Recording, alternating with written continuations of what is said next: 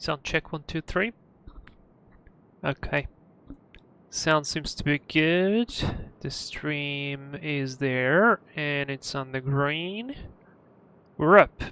I think we're up. Yep. Alright, welcome everybody. I hope you had a nice week. It's Friday, the weekend is ahead. And I decided, you know what, how about we do a longer flight while I will study. And I had this flight already for a long time on the list, because basically we crossed almost the entire Argentina from up to down, and it should be quite interesting. I've adjusted the route on purpose a little bit, so yeah, why not? We're gonna do that, and we're gonna specifically do Buenos Aires to Ushuaia, which is a beautiful place. And I've just checked the weather. The weather is actually fairly interesting there. There's a light drizzle at the moment. Visibility is 9 kilometers.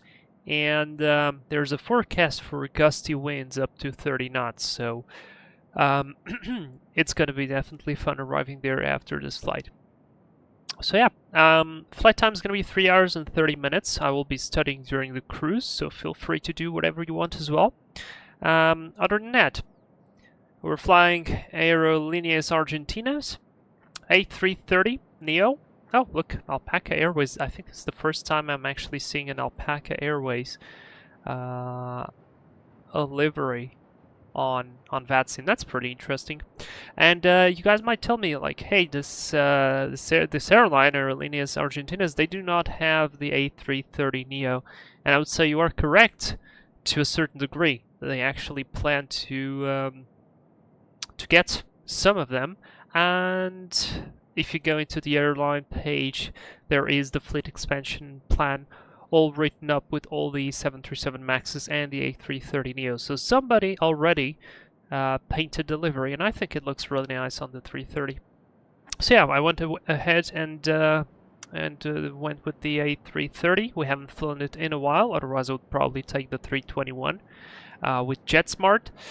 But yeah, 330 Soundbox Studios F-Mod, beautiful, as you guys already know. And we are real time, real weather, VATSIM, all that stuff. So yeah, Sing Fresh Flyer, hey, good to see you here. No helicopter. Well, anyway, let's have some fun. Absolutely, we will have some fun regardless of no helicopter. All right, let's go inside. Let's boot up the airplane.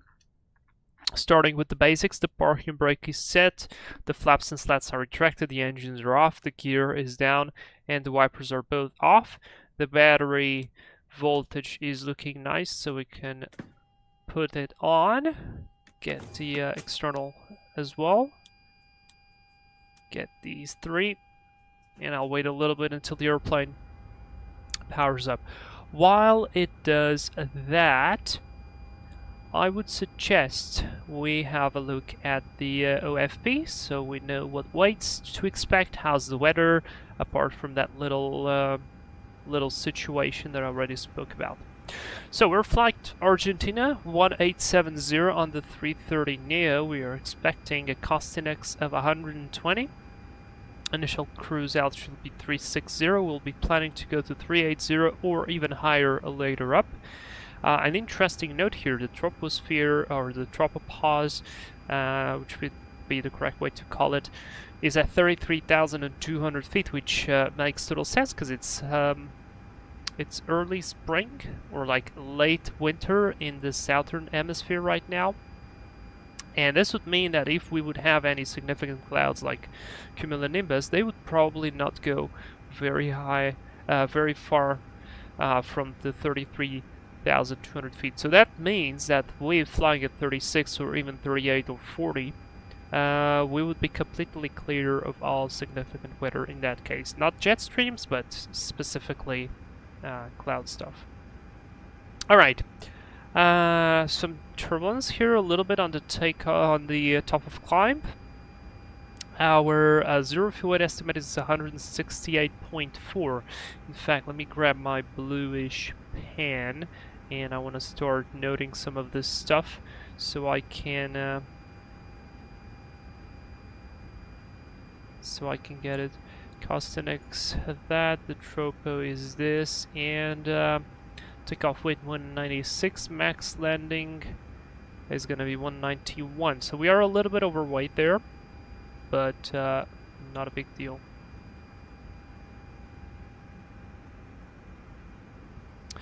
Not a big deal. So I'm gonna skip this one, and in terms of fuel, we'll be refueling for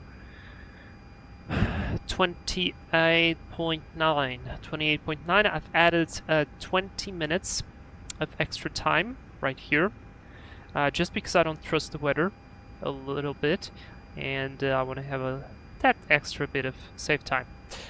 Alright, 1 hour until the alternate, that seems pretty good. The route is simple. We'll set that up. In fact, I might just use the sim brief auto load function. I don't usually like to use it, but hey, we can do that. Let's have a look as well as our departure report. Right now we have winds 240 to 10, good visibility, broken at 4,000, temperature 11. Oh, it's not very hot here. QNH 1025, no significant change, and it's gonna stay more or less like that until tomorrow. What do we have here? So we have DME channel 24X running 35 and serviceable. Close work in progress maintenance. This is, well, it's not applicable for the current time. ILS glide path running 35s and serviceable. ILS lock. Alright, so the ILS of runway 35 is US. That's fine. Let's see in terms of the arrivals. So right now it's 9 kilometers of visibility, light drizzle, few clouds 2,500, broken 3,000, temperature 50.2, so we are looking at icing conditions right there. QNH 1017, but luckily at least we should have pretty much cleared sky, which is great. And the forecast, this one is the interesting, until tomorrow the normal forecast is winds 250, 20 gusting 30, visibility 8, light rain, broken 4,000. And we even have a tempo, which we probably will not reach, luckily, but it seems like a 30% here, that gusting winds. Again, visibility dropping to 4 kilometers, snow, overcast 1,000. So, yeah, it's fun. Also, we have the ATIS and serviceable, that's basically the only no TAM, and that seems nice. I'm just grabbing alternate here just to check. Alright, ceiling visibility good, just gusting winds there on the forecast, but other than that, looks beautiful. Alright, the ILSs seem to be working, there is nothing to worry about. Great, let's go into the weather chart just to check if we're gonna have any significant weather. So we'll be flying initially a little bit against the jet stream there at flight level 320, luckily not exactly completely in it, but definitely affecting us. Clear air turbulence here is not going to affect us, that's nice. And yeah, it's going to be a headwind until the very end. Alright, that's completely fine. The real route goes a little bit like this. Of course in a straight line. But because I wanted to see more of the coastline, since we'll be studying during cruise, I selected this route in SimBrief. This way it will be a little bit more scenic, and I'm genuinely curious to at least sometimes have a peek of how it looks outside there, because since now we have map enhancement, that is pretty cool. Alright. Good. RAIM, no RAIM outages, this is nice, so beautiful. We'll have the GPS all the way in, and we have all our flex data and weights and stuff back there. Alright, good, so we checked that. Let's go into the plane and get it started. Simulacion, hi, good to see you here. Are you from Argentina, by the way? I take this flight like 3 times a year. Oh, really? Oh, wow. That's pretty awesome. It should be really beautiful in real life. Stormy, hey, good to see you here. I'm doing great. I'll do some studying on the go. Yeah, other than that, pretty good. I hope you're well as well. Alright, let's start from up here. So, crew supply on, ground control on. We'll continue here. While this is quite similar to a normal A320, it has some differences. So I'll have to pay attention to those. That's all closed. That's auto. That's all set. That's all set. Fuel pumps off. That's alright. We're gonna test the APU. And I'm gonna test already the engines as well. Beautiful. I wish we could drag and look away like I did now on the normal 320s family. Alright, beautiful. Check the oxygen mask. That seems good. It's the only way I can check it, kinda. Oh, it doesn't work. Wait. What? Interesting, I thought it would work. Anyway. That's checked. Let's go constraint mode on plan range 40. QNH was 1025. 1025. We're also daytime, so no need for any of these lights. And yeah, altimeters all agree. That's nice. Let's check the cam. We'll do recall and hold it until it goes away. That's nice. Let's go through all. We have oil. Have hydraulics. No CVs popped. APU is off. Cabin is nice and cool. Doors are open, and we had the oxygen there at 1850. On the green, fuel right now is still balanced. We have 9,100. We'll need to refuel. All right, nice. So that's all complete, and that's all done. Coming down here. Unfortunately, we still have the old panel here. I really like the new digital panel. I think once you try it, you kind of never go back.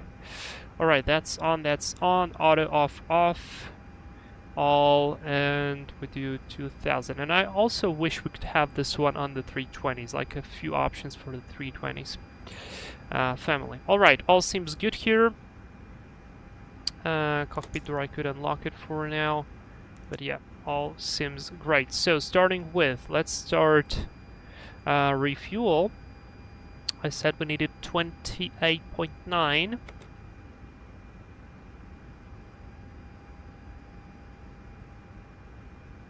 Well, I guess that's gonna be 29. Can I really do a small adjustment here? It goes in increments of 200 as well. Alright, so fine, I'll do request refuel, and we'll do 29 then.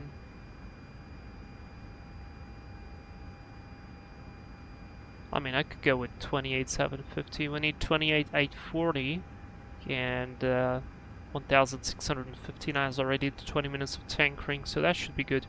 Let's request a refuel. And I'll do the passengers through the normal menu. So, looking at zero fuel weight of 168.4. Yes, 168.4. And more towards the back, of course, about there should be alright. 29.5 is set and should be refueling any moment soon. Yep, we are. Beautiful. We are refueling. Right. Alright, let's go init and init request. I don't usually do it this way. I like to set it up myself, but I don't mind it. You are from Rio Negro. I think that has a really beautiful approach, but I might be confusing. That's really cool.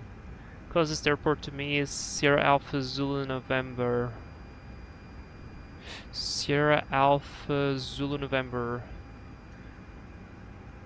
One thing I forgot to open was actually the charts. Sierra Alpha Zulu November. Presidente Perón. Oh wow, should be nice. Near the mountains. Oh, that's a cool place. That's a really nice place. I'm going to import the charts here. Charts are imported. Also need to pick up our stand, which I haven't done. Parking spots. We are, I believe, at stand 10. Yes, correct. So stand 10. Round it up. Done. That's pinned. Departure is pinned. Oh, beautiful. Would you look at that? I didn't even prepare that and it still did it. Nice. Does it mean that it's loading? I completely forgot about this one. What do I need? I need to go into Fly with Lua. Start boarding. Ah, god damn it.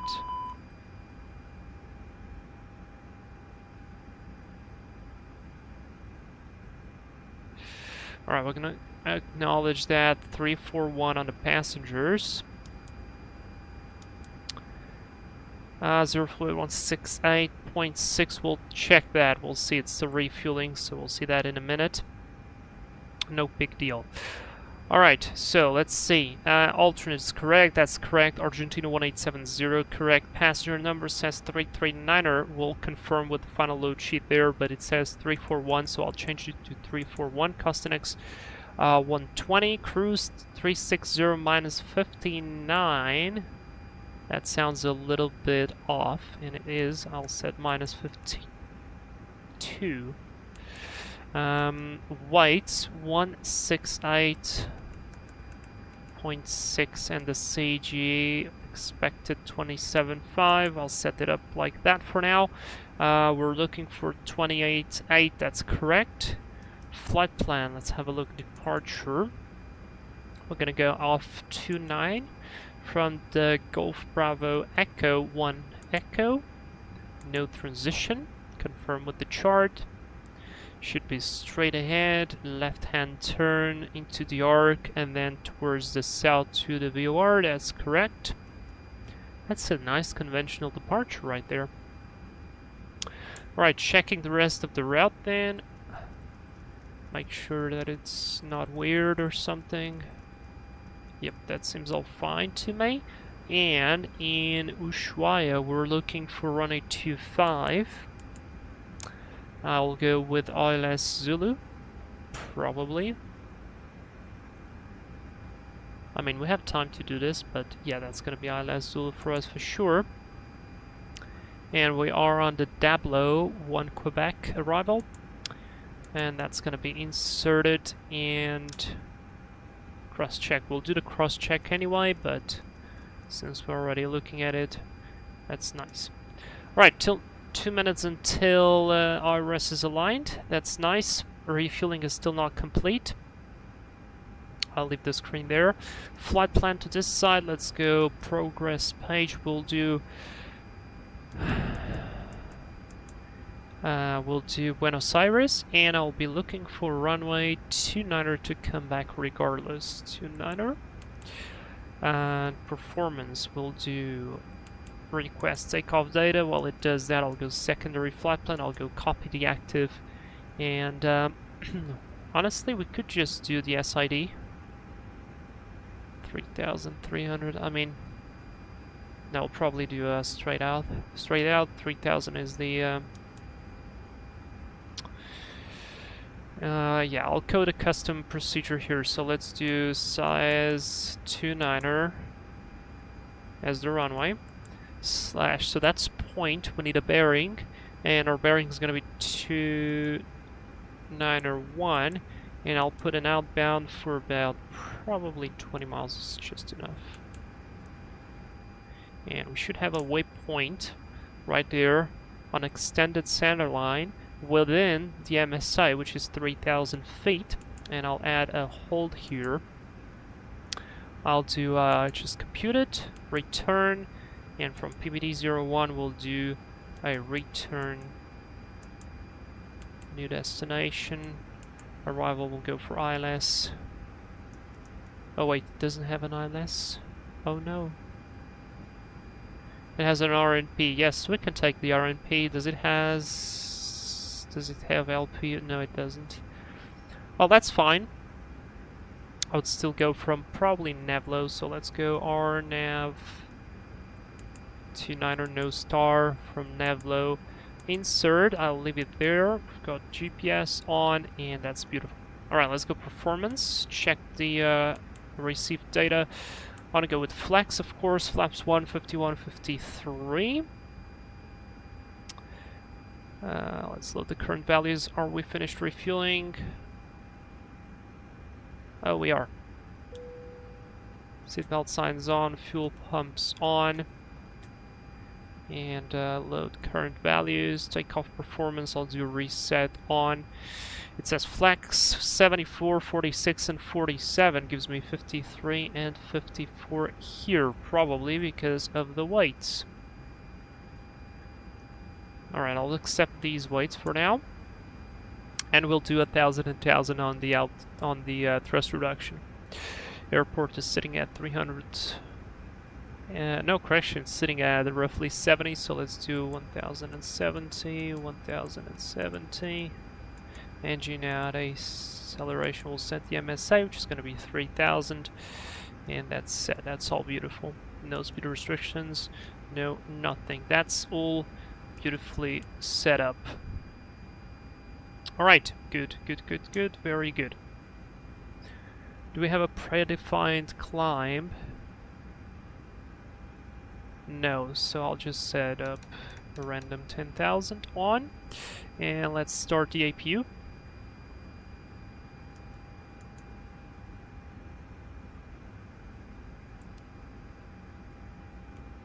And let's do a cockpit preparation checklist.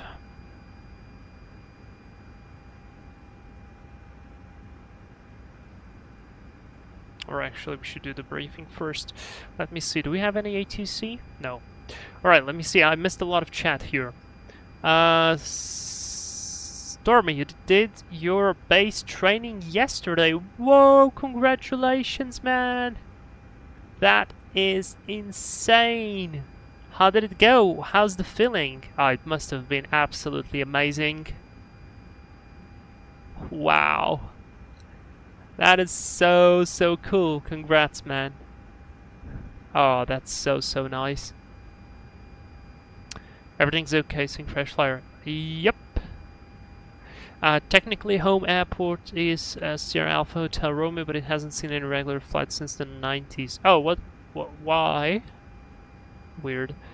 I have family in Ushuaia, so I'm used to this flight. That's really cool. Is that that place is really beautiful, right?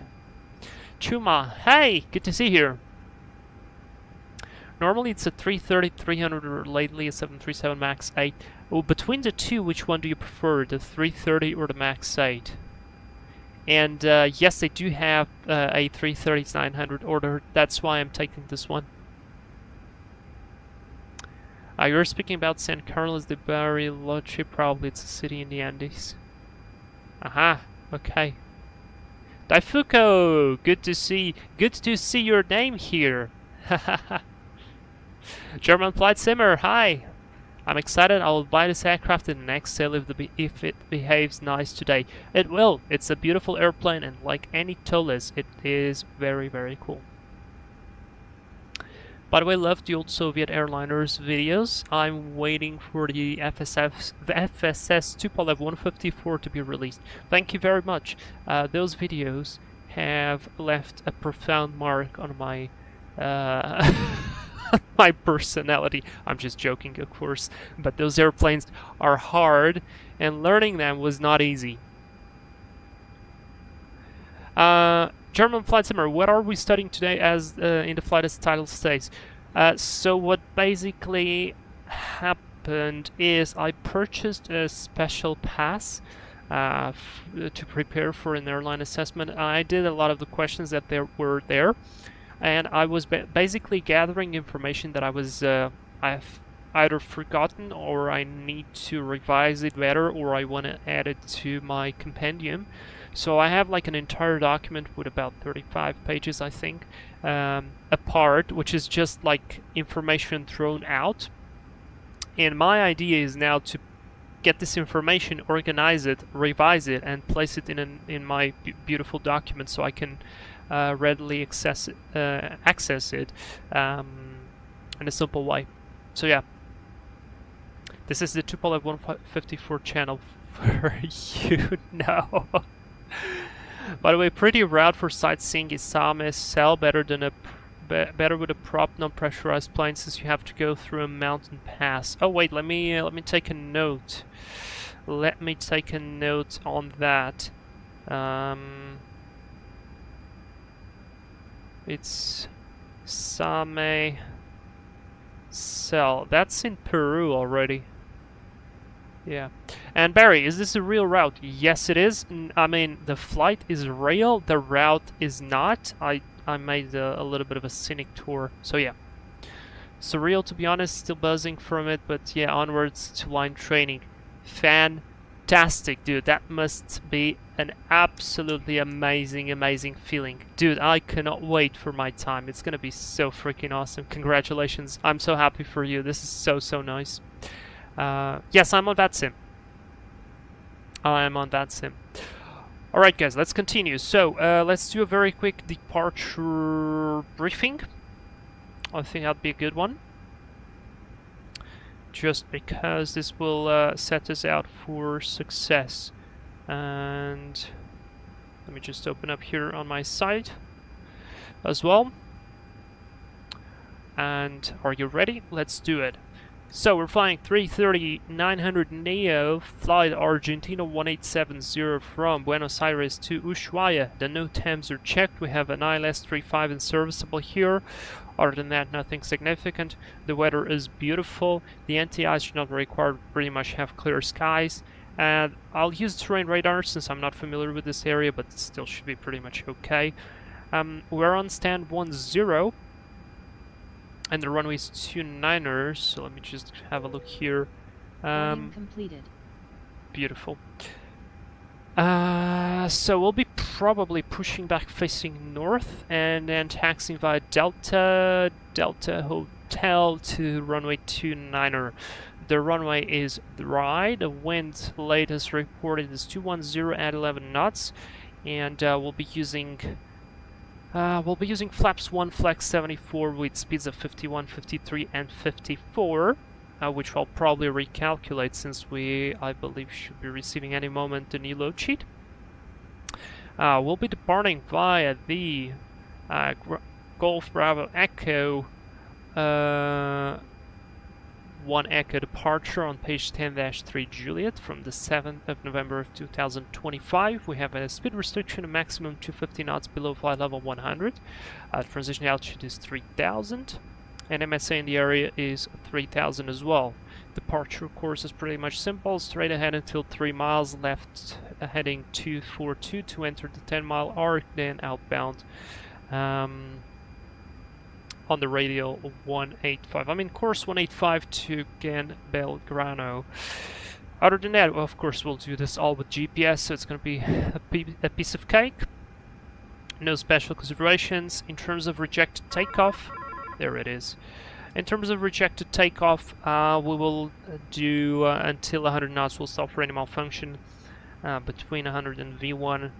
Only for significant ones like engine failure, fire, wind shear alert, pilot capacitation perhaps, and in that case I'll call stop. I'll put the thrust to idle and essentially stop the aircraft on the runway. We'll be applying the brakes manually in case the auto brake doesn't work, and once we stop I'll set the parking brake, call attention crew at stations, and then advise the ATC and assess the situation. Otherwise, we'll continue straight ahead, climbing to 3000 on the engine out SID that we've planned, which is basically straight ahead 20 miles, enter the hold, and then proceed back to land to runway 29. We are overweight for a couple of tons, as our estimated takeoff weight is 196.8, and our maximum landing is 191. So, yeah, we have like 5.8 tons overweight. It's not a significant overweight situation, but yes. Other than that, no considerations, no lost comms at least for now, so yeah, seems good. That's the brief completed. Any questions, anything to add, please let me know. Alright, fantastic, beautiful, amazing. I'm gonna get the AP bleed started. Let's do a cockpit preparation checklist. So the gear pins and covers are of course removed. The fuel quantity is 28.7 on board, and where's the fuel? There it is. And it's balanced beautifully. The seatbelt sign... Wait. Yes, it is. The seatbelt signs is on. The cockpit preparation is all completed. I don't think we have forgotten anything. The ADRs are on nav, and the power ref is 1025 set on all three. So cockpit preparation checklist is complete. We'll be asking for clearance, and receiving the clearance would get this to auto. And that's it. Alright, let's just do a very quick recheck of the weight. So 168, speaking of passengers, 341, that's correct. And 0 fuel weight CG, wait, give me a second, 26.7. That's not how I wanted it.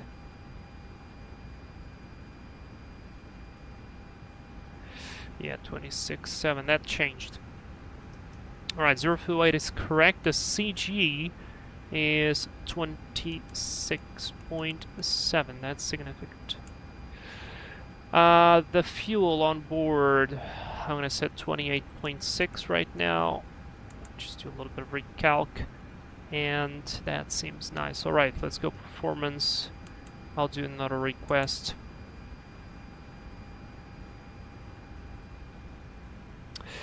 And let's remove the APU.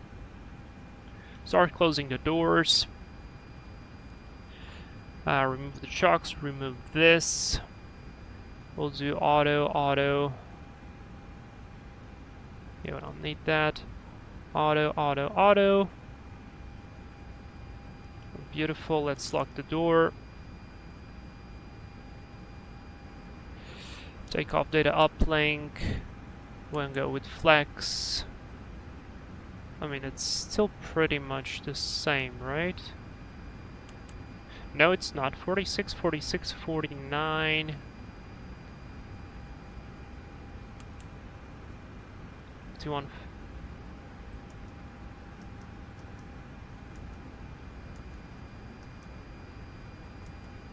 Which one is ours? 34.7, 34.7. This one. 51, 51, 53. Alright, I'm gonna reinsert. The rest is all correct. Alright, nice. So we're ready. Let's do a before start. And while we do before start, we call for pushback. Ground to cockpit. Please, show me where you want to go. Well, I want to go here. Ground to cockpit. Tau is driving up. Detach the jetway. Beacon light on, so windows are closed. Beacon on. Thrust to idle. Parking brake set. The other guy checks that. Sets the transponder and checks the cam. Doors are nice and armed. I can close this. Before start checklist, please. Parking brake set. Nose wheel steering message is not displayed for now. Mobile phones and EFBs off flight mode. ATC set. Takeoff speeds and thrust. We got 151, 153, 154, flex 74. Windows closed. Beacon on. Before start checklist complete. Great stuff. Yes, I am absolutely on VATSIM. Okay, I'm all doors 100% sure. are closed. Ready to connect. Alright, let me remove this extra stuff.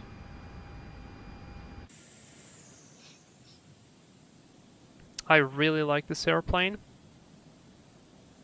I was not expecting to like it this much, but it's really cool. Also, apparently, me running the second monitor completely maxes out my VRAM, so I had to put the textures back to medium. Because Flight Factor 777 basically was constantly jumping between textures. I got a crash in the 757 on a flight yesterday that I was doing myself. South connected. And Bypass yeah. being inserted. Release parking brake. Alright, the parking brake is released. You can start pushback and advise when ready to start. Starting pushback, and you may start engines. Alright, let's hit this one and let's go.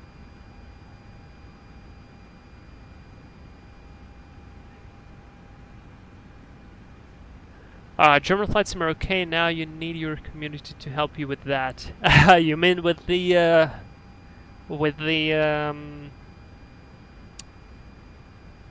PTSD from the Tupolev 154? Yeah, I guess so. Toliss, Santiago de Chile. Oh yeah, we flew there. Alright, let's start one. Let's go to the wing view and listen to that start. Or maybe engine view. Let's do engine view.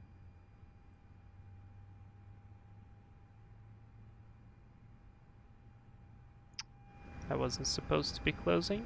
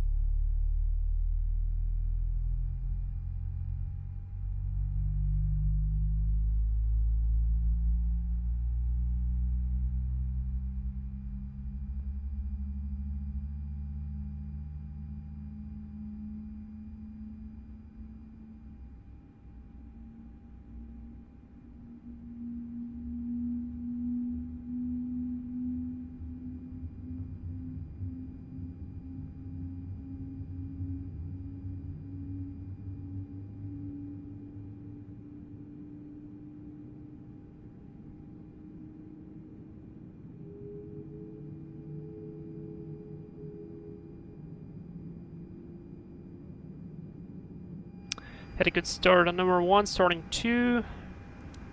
That's a beautiful sound.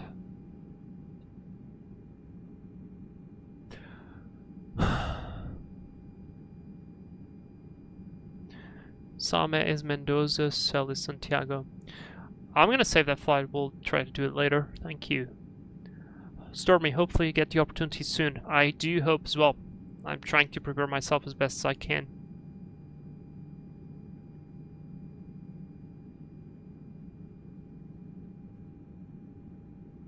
I'll reply to the rest of the messages in a second.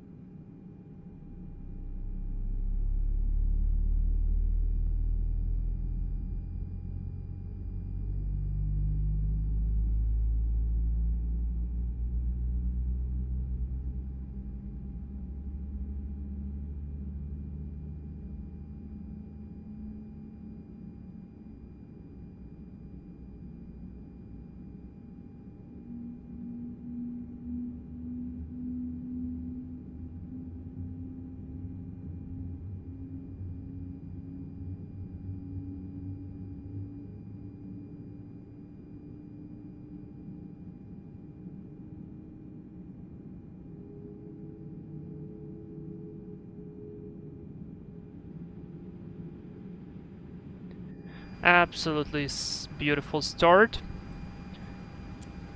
Do this, and do this, and the FO does this.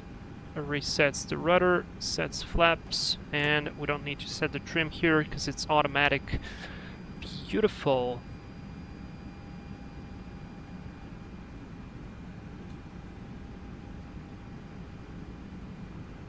Operation complete. Set parking brake. Alright, parking brake set. You are clear to disconnect. Disconnecting tow. Standby. After start checklist. Anti-ice not required. Ecom status is checked. We're still waiting for the nose wheel steering disconnect. Should disappear any moment. Pitch trim is set for 34.7. That's actually isn't. Up 0.8. Alright, I'll trust it. And rudder trim is 0 after start checklist complete.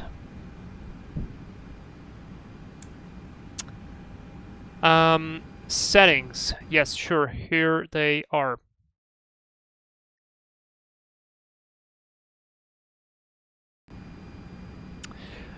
What's that add-on, by the way, providing the A-cars messages? It's called fly with Lua. It's called Toliss, and it is connected. Hand signal on the left. We'll see you next time and have a safe flight. Thank you very much. Next time. It is also connected with SimBrief Hub, so like with these two, and it works like that. You need Hoppy log on, and that's pretty much it. So you only have an A343 ahead of you and 2 coming flights. Oh, nice! Good, some traffic in. Synchronous flight, you need a new GPU. Nah. Alright, hand signals received. All's clear on the left, all is clear on the right. And we are clear to taxi. Come on. The parking brake is released. My airplane. And off we go.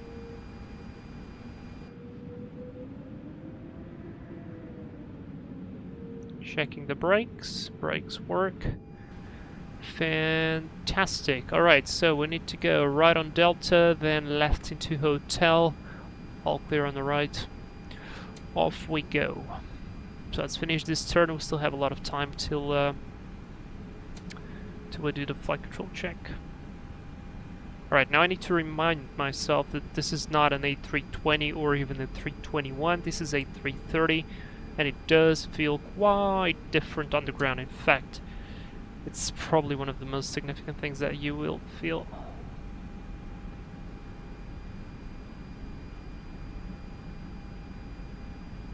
Alright, that's Delta. I see a left to Golf.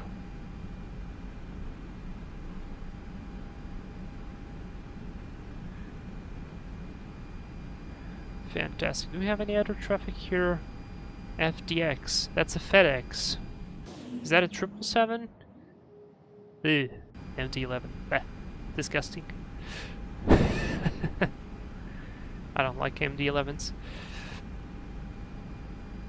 Alright, all clear here.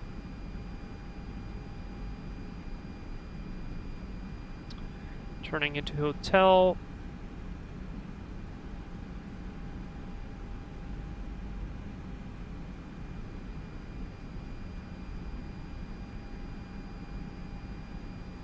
Alright, beautiful. So FO, are you ready? Flight control check? Yes, he is. So let's go. Full up. Full down. Do you hear my joystick? Listen to this. Wait. I tried to fix that. It's whatever. It's 9 years old. And that was full right. Rudder. Full left. And full right. Neutral. Good, flight control is checked. So that's set. That's on. I have ATC.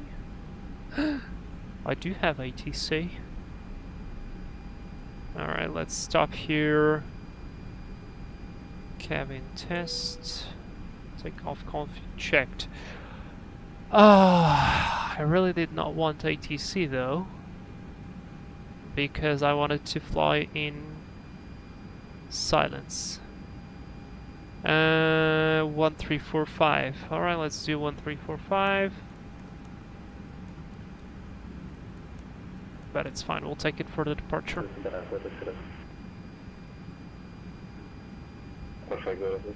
Is CESA control?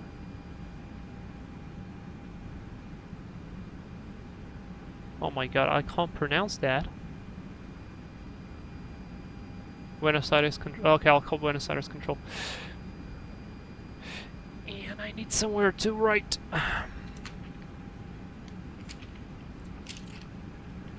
Give me a piece of paper. Right. Buenos Aires control, very good evening. Argentina 1780. We are holding at hotel for running 1735.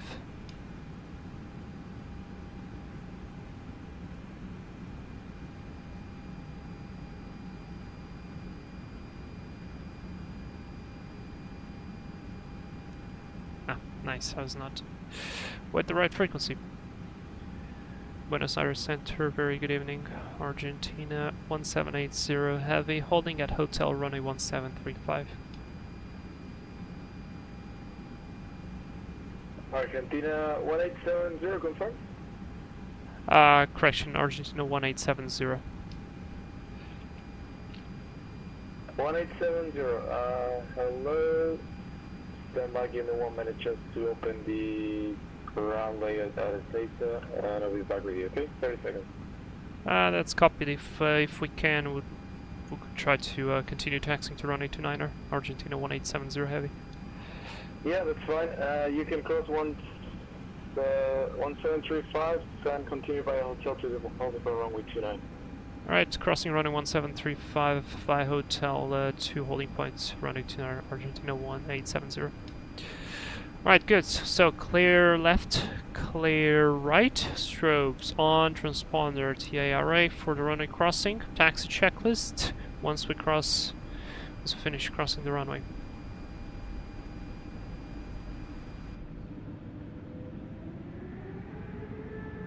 And Argentina 1870, ready, copy, you're ready to secure? And we're ready to copy Argentina 1870. Argentina 1870, you're clear to Ushuaia. Flight level 360, flight plan route, and departure is General Belgrano, Golf Bravo Echo, 1 Echo, runway 29, initial climb flight level 060, and squawk 1516. Alright, clear to Ushuaia, flight level 360, flight plan route, departure via Golf Bravo Echo, 1 Echo, initially climbs flight level 060, and squawk 1516, Argentina 1870 heavy. Argentina 1870, read that correct, Cesar wind, variable 180 degrees, 240 degrees, 11 knots, 1 ready, runway 29, check as we go. Clear for takeoff, runway 29er, Argentina 1870. Oh, beautiful. We already got the clearance. Alright, good. So, all as done. Set 1060 is set. Taxi checklist, flight controls checked. Flaps 1 plus F or config 1 selected. Config 1 plus F displayed. Radar and predicting wind shear on auto. Mode selector is normal. ECA memo, takeoff, no blue. Taxi checklist complete. Beautiful. 370, si está en contacto con el terreno y puede cuidar propia separación, vuele directo a Ismil, si no, mantenga la estandarizada. Mantenemos salida, ya tenemos restricción 370. Beautiful. Cabin crew. Oh. Cabin crew, takeoff. We're already ready. Let's do lineup checklist. Takeoff runway 29er is gonna be confirmed. Now TCAS, TIRA set, pack 1 and 2 are gonna be on. Lineup checklist complete.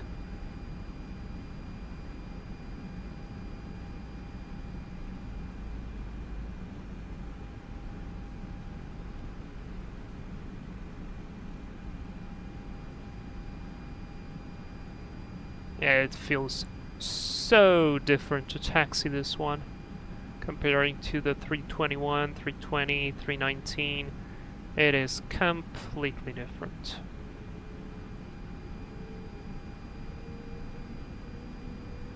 Alright, clear on the left, clear on the right.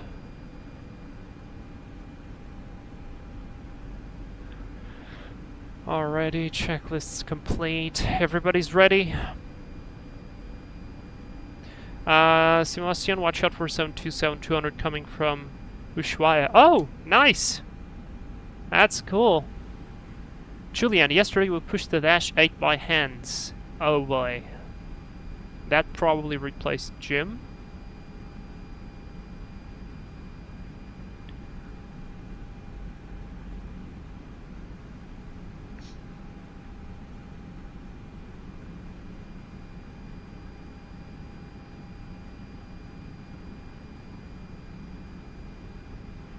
Centro, muy buenos días, el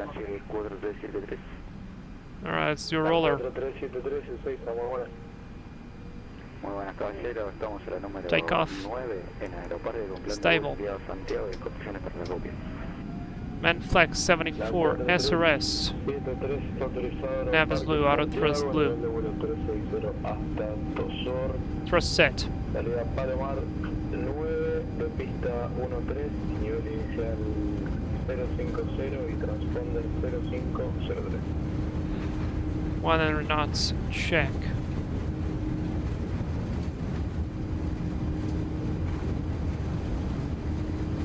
Recibido, estamos autorizados en el Parque Santiago. Salida por Palomar 9 por la pista 13. There's V1, rotate. 360 hasta Tosor y transponder 0503 en la Chile de Positive climb. Europe. Nav.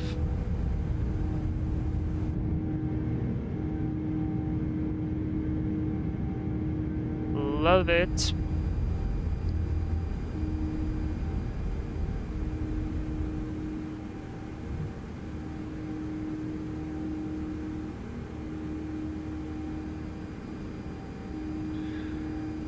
Autopilot 1.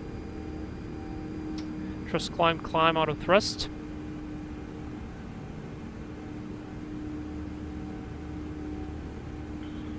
Buenos Aires Center, Argentina 1870, airport passing 1500.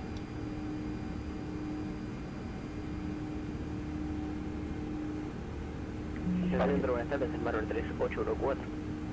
El Marvel 3814 de 6 horas.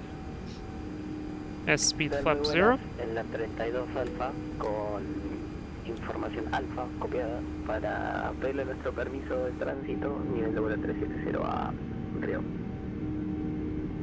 Marvel 3814 está autorizado Parque Galeón 370 hasta Dorbo, Dorbo 8, pista 13, inicial 050 y transponder 0324.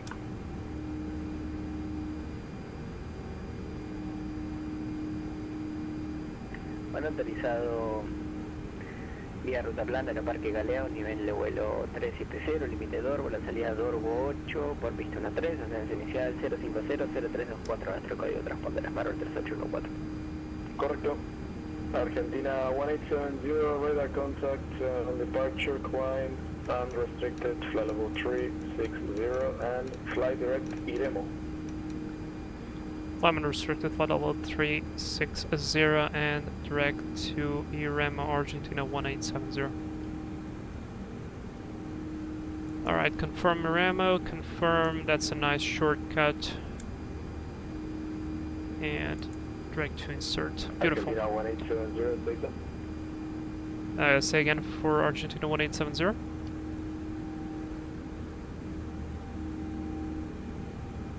Standard set.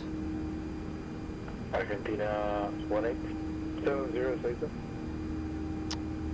Argentina 1870, sorry, we misclicked. We're climbing unrestricted flight level 360 and direct to Iremo, Argentina 1870. That is correct, thank you. Why did it jump away? Muy buenas, Weird. Monstruo Quebec. Alright, beautiful. muy buenas, estamos en We aeropuerto. passed the transition altitude, standard is set, cross-checked, beautiful, beautiful, beautiful stuff. Línea Fox Quebec, autorizado Parque Galeón, ruta plan de vuelo 450 hasta Dorbo, salida Dorbo 8, pista 13, nivel MD-11 bashing. Yes, it deserves it. Autorizados Galeón 450 hasta el Dorbo, Dorbo 8 por pista German 13, flight simmer, oh, you are such a guy who does online on VATSIM but doesn't want ATC. I'm always wondering why people not just fly offline. I know, I don't mind it. I picked up this flight on purpose so we wouldn't have a lot of ATC. But I like ATC, it's not that I don't like it. I like ATC, but I just wanted some silence in order to study. And I guess my scenic route just got cut out crazily. Probably. Or actually not much. This is just a long route. Fine, we're doing good. I love the engine sound. If you close your eyes,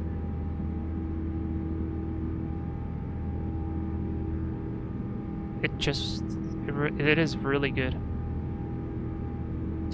Just say Ezeiza. The thing is, I kind of know Spanish pronunciation, but at the same time I don't, so it just sounds weird. Actually, I'll leave it on auto. Alright, past 10,000, lights off, seatbelt signs off. So good. Golf Bravo Alpha SID. I'm pretty sure he said Echo. Golf Bravo Echo. I don't think there's a Golf Bravo Alpha. Yeah, there is no Golf Bravo Alpha SID.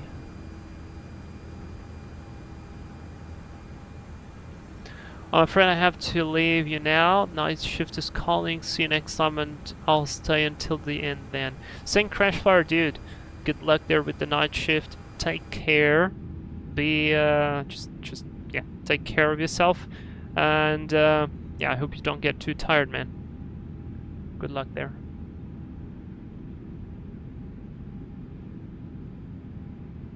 Oh, lovely. Absolutely lovely. And this is one function that I adore on the 330. Every airplane should have this function, just to remove the entire cabin to save FPS, because literally I do not care about the color of the seats. I just want the external model to be nice, and especially the cockpit, so yeah, that's pretty. Alright, progress page. Let's see. Optimum says flight level 380, maximum flight level 400. So honestly, we could already be requesting flight level 380. And so probably that's exactly what I'll do. Buenos Aires Center, Argentina 1870, requesting flight level 380. Argentina 1870, climb flight level 380. Climbing flight level 380, Argentina 1870. Alright, new cruise altitude flight level 380 is set, and that's beautiful. That's fantastic. Progress page, I'll remove this for now. We're looking good in terms of fuel. Cabin is pressurizing. Airplane is flying beautifully. So,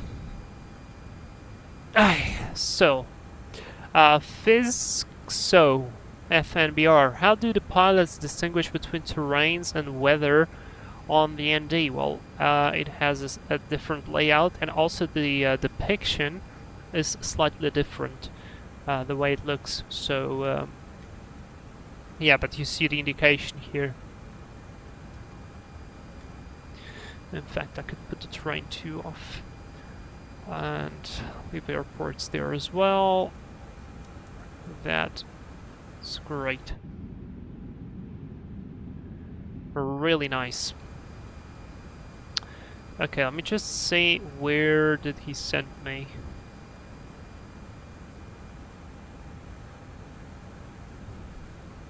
We're flying direct to Iremo. Yeah, that's great. That's actually great.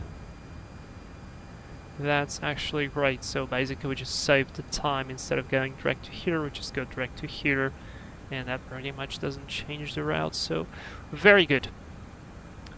Fantastic. I'm happy.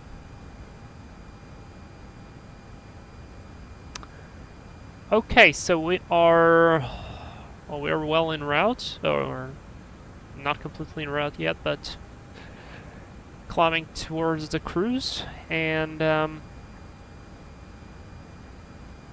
mean, we cleared to that waypoint. Probably that's the waypoint at the end of his responsibility, I'm pretty sure. I'm trying to find the 727. I see a Baron. I see a 320, 73, a 777, but I don't see a 727 on the radar.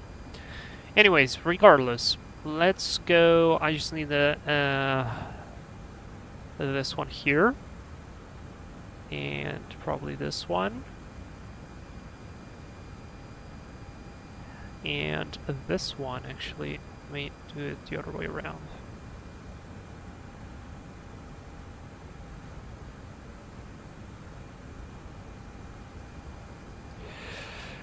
And I'll probably leave this view on.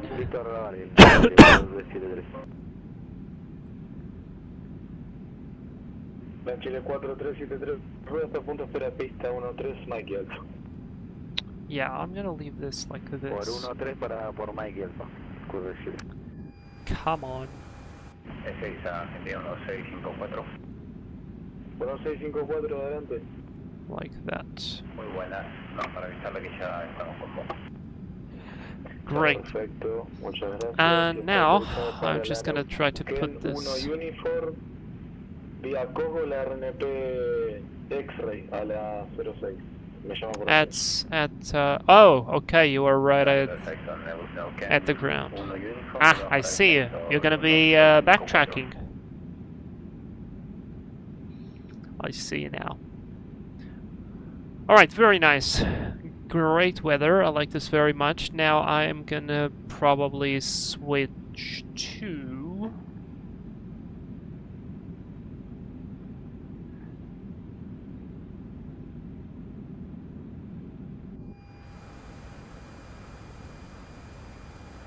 I'm trying to not clog the screen too much with instrumentation, but I want the eCam since I have random failures enabled, I believe.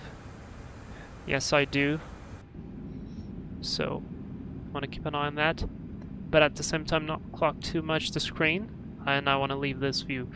Alright, let me see if this looks good. And should be like this. I cut a lot of the view on the outside. Alright, let me try to redo this. Hang on, give me a second.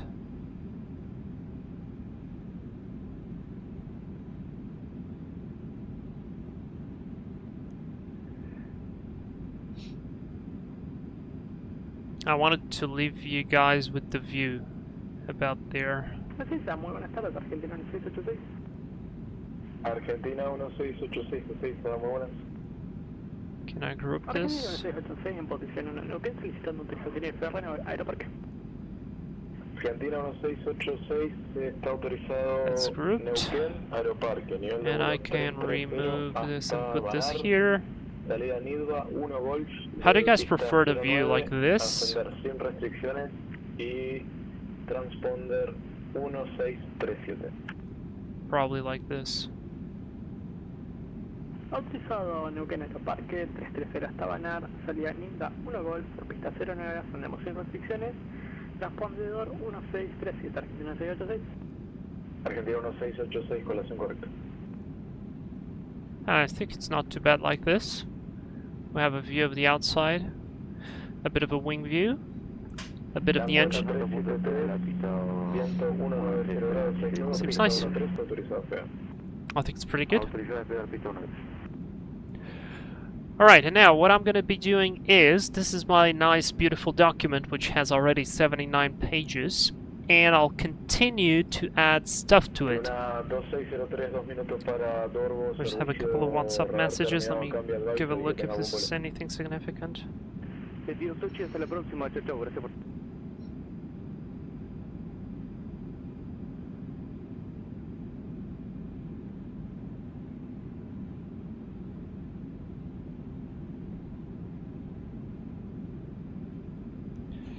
That's all set.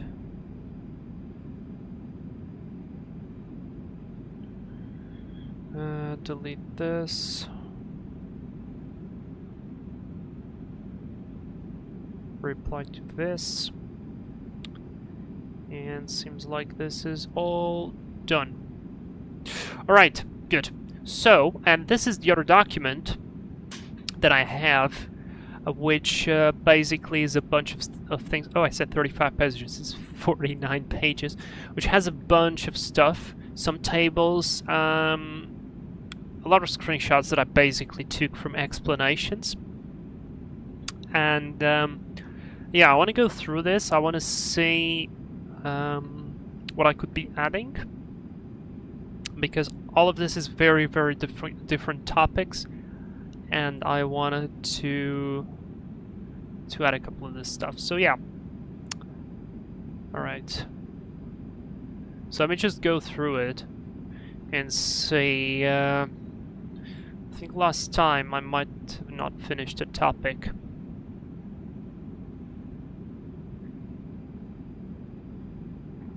Okay, I was speaking about RVR and stuff. This thing should be going there. That's nice. That's nice. No, I think I finished it. Okay, good. So let's see, winds. We could talk about winds. Could do like a meteorology chapter. Anabatic winds. Weather on the cold front. Jet streams, ceiling, the lowest layer of clouds, atmosphere composition, types of... This one is very good. Types of ice. Oh yeah, we could talk about this one. Types of ice.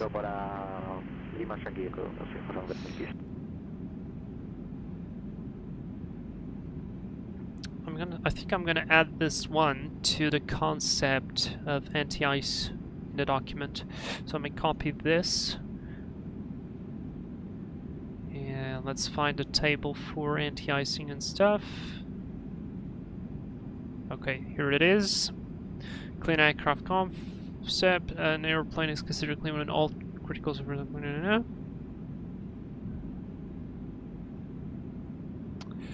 There are the following types of ice accumulation. And I'm gonna put the picture, but I'm gonna convert the picture to text so I can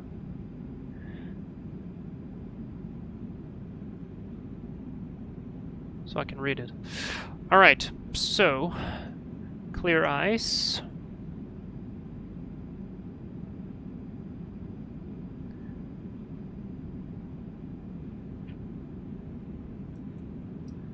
Forms.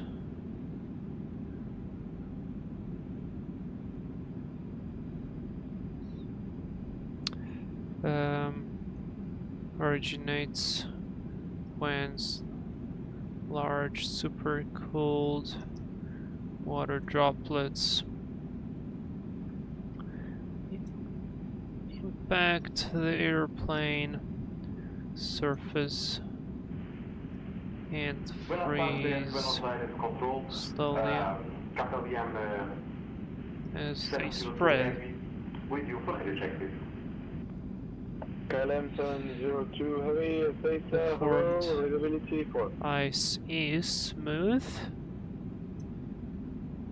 Okay, roger that. Entrance. KLM 702 heavy. We are at Buenos Aires Airport and request the flight clearance to Amsterdam. Hard. KLM 702 heavy, status information alpha, clear to Schiphol. Level 350 flight plan route, departure via Doorbell 1 Alpha, runway 11, initial climb, flight level 060 and squawk 0373. Okay, roger that, clear to final destination Amsterdam Schiphol via the Doorbell 1 arrival departure, expect runway 11. Hard to detect. Alright, clear ice is done. I don't think I need to add anything else there, to be fair. Clear ice is set. That's correct, just Belayed ice, I'll wait for that later. We want now the rime ice.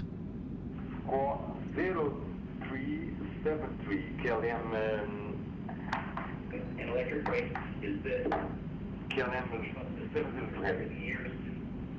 correct, thank you. Rime ice.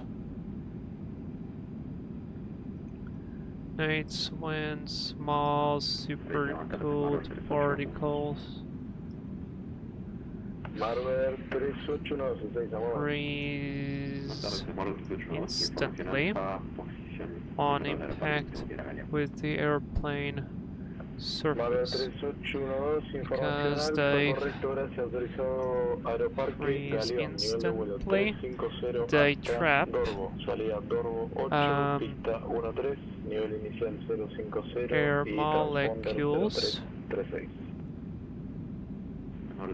Uno está autorizado Galeao, nivel giving 353 Dorvo, salida Dorvo 8, pista 3, restringido 50, respondemos 0336.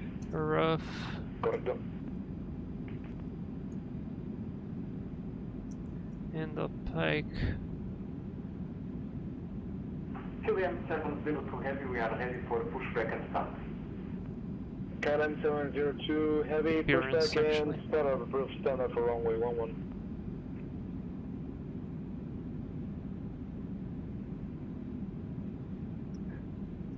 Even though it's lighter than clear ice, it is more disruptive.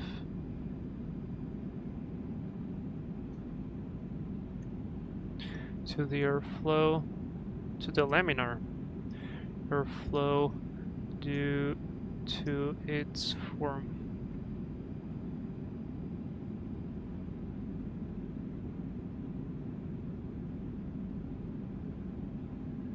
God damn it, I hate these things.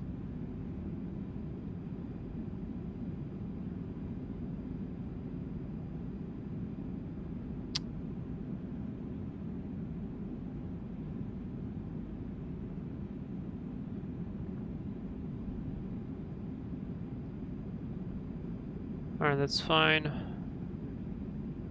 We'll talk about frost.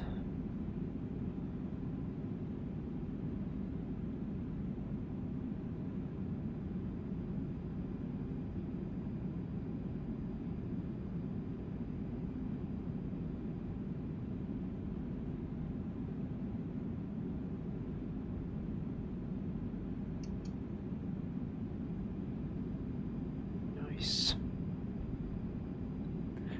And we are 1000 to level. Very good.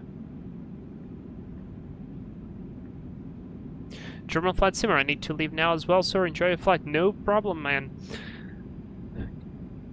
I'm gonna be working anyway during the cruise, and this is a 3 hours and 30 minutes flight, so take your time, man. It's all good. Thanks for tuning by. Okay, so frost forms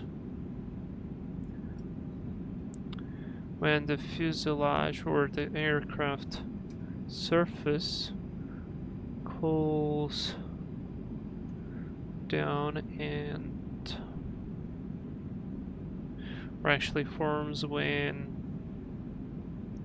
water particles deposit on the cold aircraft surface on the ground. Just wanted the wording.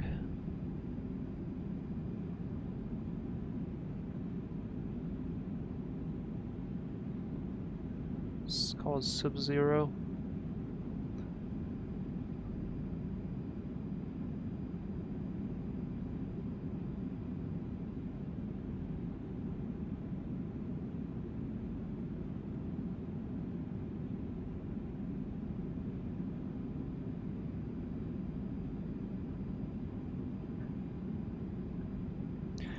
It's lightweight and semi-transparent.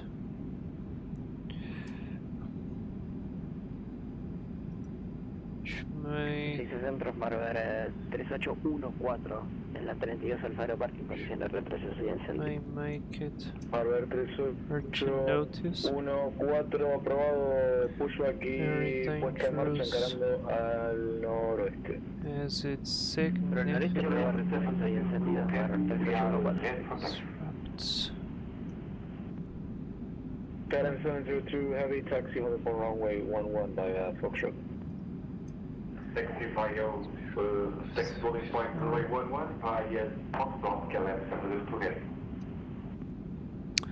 Blade ice.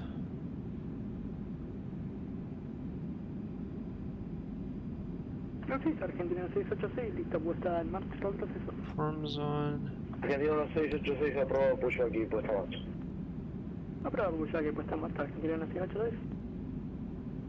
Correcto, y si lo quiere, tiene la tizadora Noken, información Bravo. Ahí la chequeamos, muchas gracias, Argentina 686.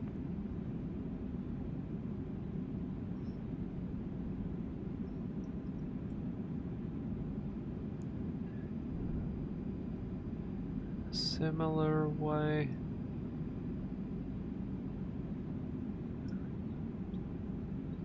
Worm. Ice breaking off in dangerous since it may impact and damage the fuselage. Alright, that seems good.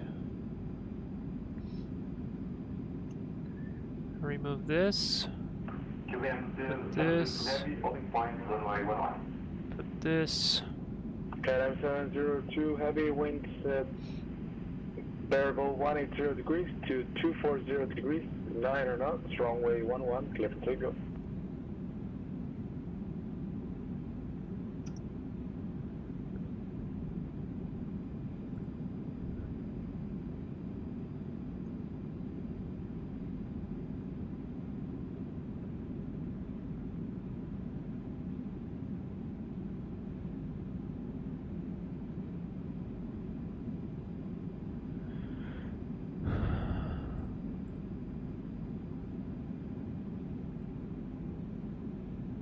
R6 Lima Victor India Foxtrot, Quebec, lista la puesta en marcha.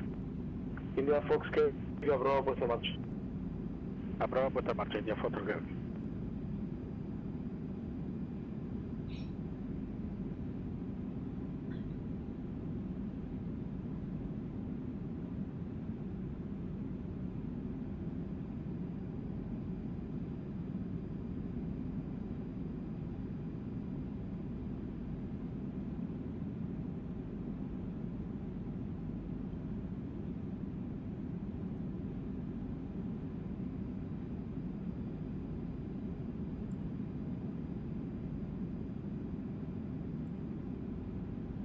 Argentina 1882, próximo Pugli, servicio radar terminado, cambio advisory, que tenga buen vuelo. Hacemos la información que me dio doctor, muchas gracias por el contacto que tenemos para el nuevo. Igualmente, gracias.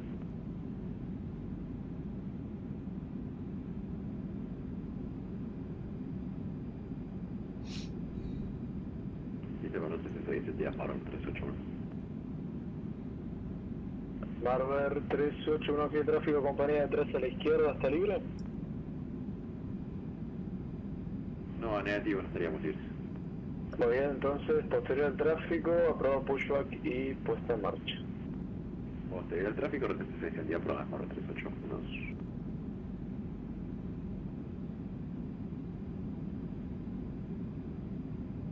KLM 702 Heavy, airborne.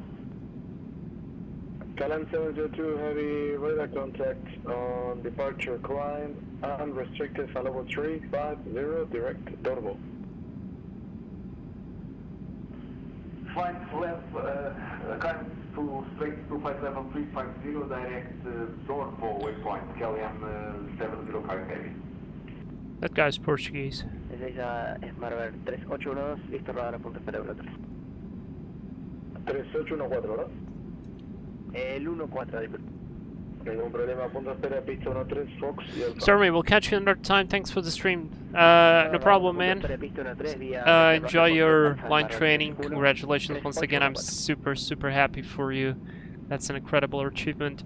If you are on the Discord and you can post the pictures that are allowed, of course, please do so, because it's very motivating and it's awesome to see. I don't know, it just made my day, you know? It's cool. It's really cool. That's freaking fantastic, man. Thanks for tuning by. and have fun.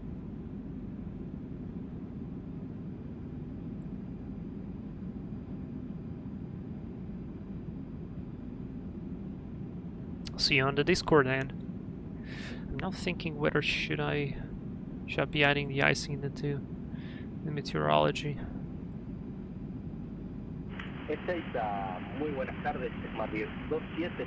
Maybe I should be adding it into the meteorology section.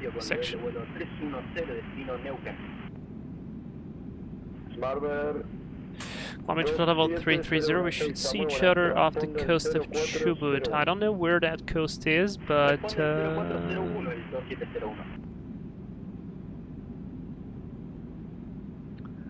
let me see. I see you now.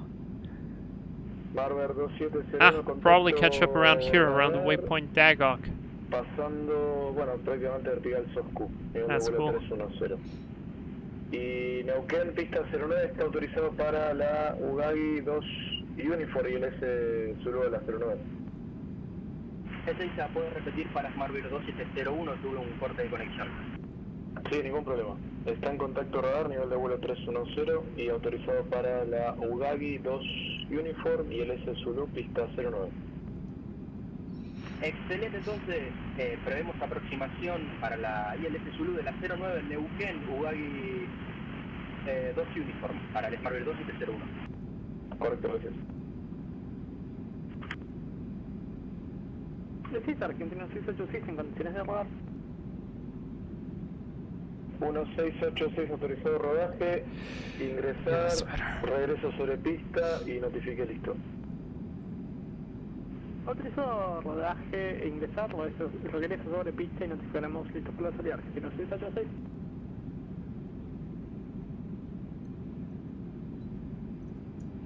Marvel 3814, próximo punto espera pista 1357.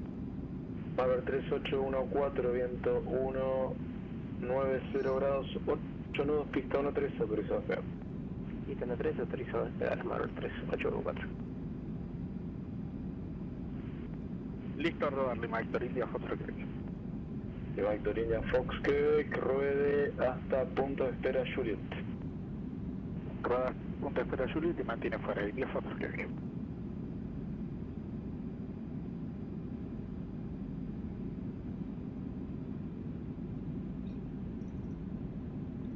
Well, since I picked up meteorology, I might add other stuff as well. Para descenso inicial, el Smartbeer 2701. Smartbeer 2701 descienda para nivel de vuelo 210. El descenso para nivel de vuelo 210 para el Smartbeer 2701. I already have meteorology here, never mind. Never mind.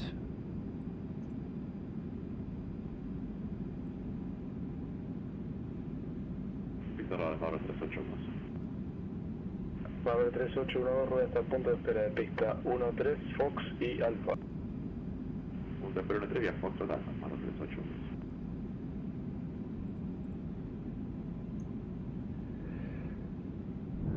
Types of ice. Accumulation. LAN 4373, Ezeiza. Better.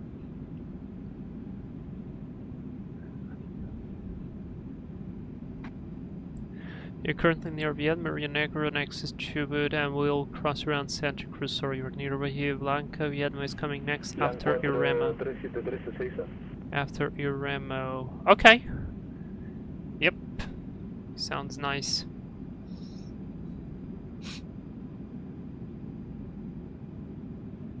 Alright, I've added the ice. Marvel 2701 descienda para nivel de vuelo 100. Para 100 el Smartbeer 2701. So let's then add the winds in Europe as well. And I might just add this, all of this stuff as well.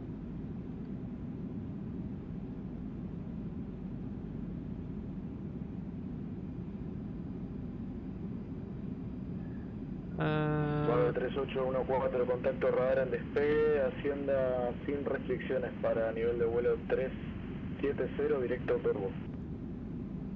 Continúa libre ascenso para 370, director Smartbeer 3814.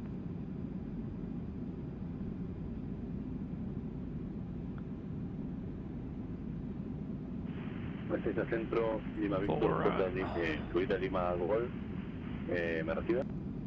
Juliet Lima Golf 6, muy buenas. Muy buenas tardes, ¿cómo le va? Estamos listos para recibir cuando disponga. Bueno, un minutito y ya estoy con usted. India Fox, que cruce pista 1331, continúe Eco, Mike, Alfa, punto espera, pista 13. Cruzamos Juliet, autorizado el cruce y posterior Eco Alfa, punto espera 13, India Fox 330. Lima Víctor, Juliet, Lima Golf, listo a copiar. Listo para copiar, Juliet Lima Golf.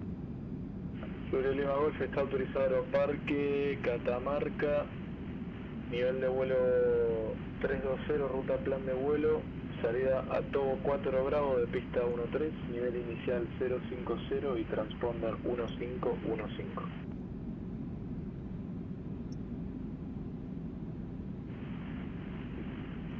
Juliet Lima Golf, entonces autorizado vía la ruta plan hacia Catamarca, nivel de vuelo 320, nivel de vuelo inicial 050, salimos por pista 13 con SID a Tobo 4 Bravo y el squad es 1515. Juliet Lima Golf, colación correcta. Larga 3812, viento 190 grados, 8 nudos, pista 13, autorizado a despegar. No tengo que despegar con los 38 grados. Correcto, y en el aire, Baires, 25 hasta ahora. Aire 25 horas hasta ahora, 38 grados.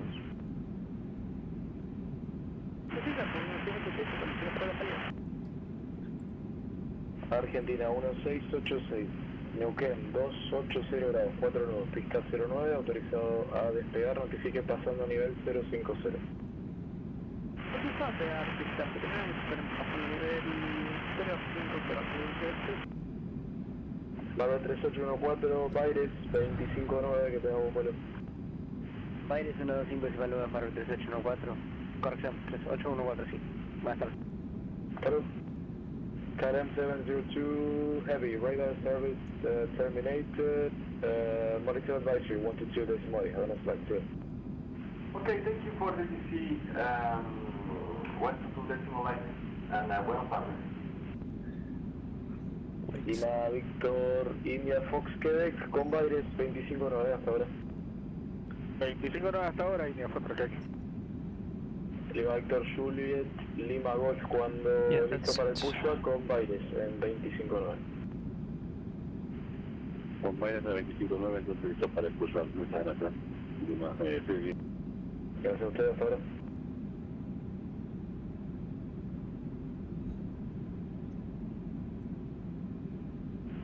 LAN 4373, 6 a.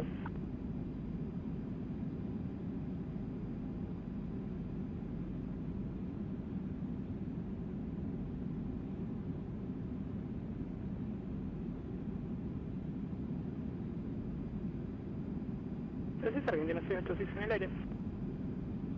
1686 recibe, continúa pasando ya 050. Negativo pasando 130, Argentina, perdón, 01, Argentina 686. Recibe, gracias. Continúe el ascenso sin restricciones para nivel de vuelo 330. Ascenso sin restricciones para 330, Argentina 686.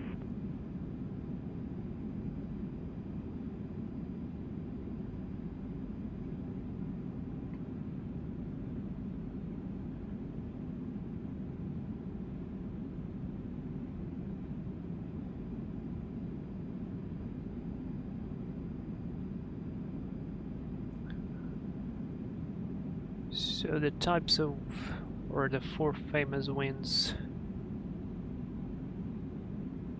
Barber 2701 Pretty desciende sure it's written like vía that. la Ugagi 2 Uniform para altitud 5000 pies, el QH en Neuquén es 1028. Descendemos para Ugagi 2 Uniform sobre 1028 para el Smart 201, 5000 pies. Correcto.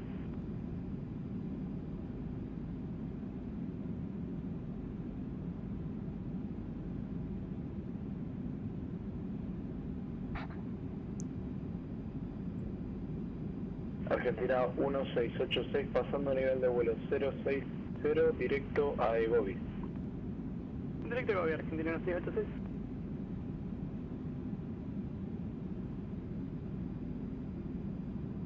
LAN 4373, 6 a control.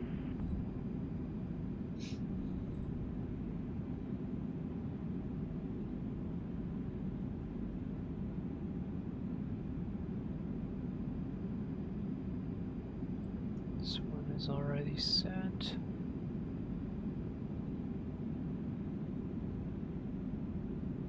Ahí está el LAN 4373. 4373 para recibir. Afirma.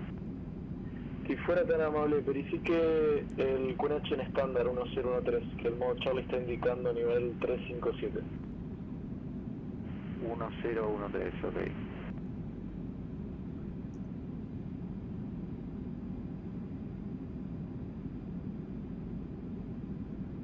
Colocamos el QNH en 1013 entonces, ¿no? Sí, en estándar, por favor. Recibido.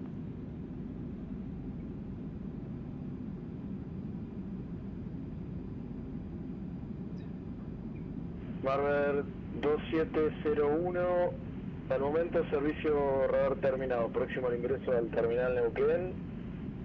Me notifica 10 millas para posición butar, o si quiere recortar la aproximación a discreción ILS o visual, no hay problema. Vamos para 10 millas, si quiere notifico previo a Bután, del Marvel 2701. Gracias.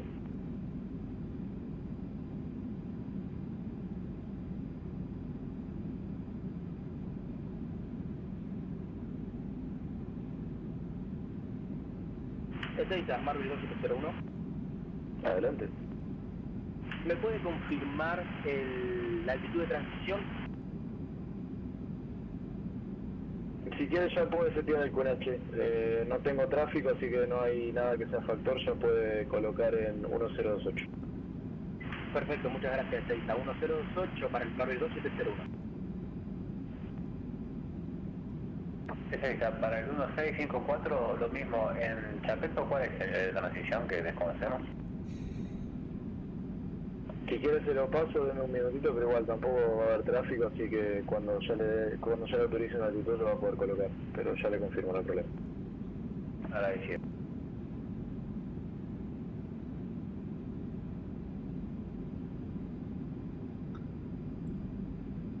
Chapelco va a ser nivel 110 la transición. 110, agradecido. Y no tenemos meteorología, si luego me la puede brindar, le agradecería mucho. Sí, cómo no. ¿Listo, copiado? Afirma, adelante.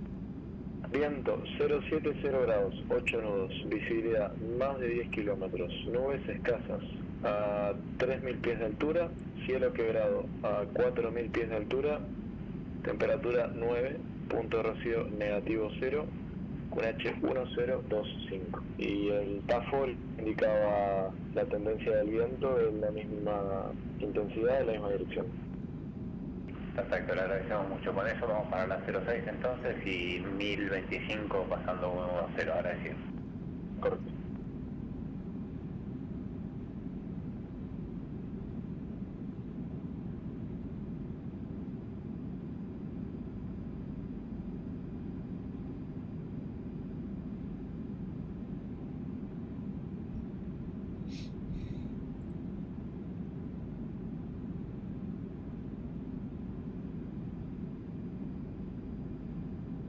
LAN 4373 en Ezeiza. Acá el LAN 417. Sí, disculpe que lo molesté nuevamente. Me sigue indicando el modo Charlie 357. ¿Lo puedo colocar en estándar el QNH?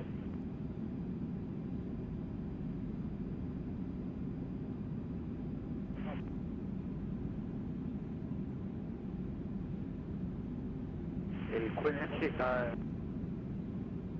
El QNH ahora lo tenemos en 1013. Copiado. Y con 1013 está nivelado en 360. No, estamos a 356 ahora.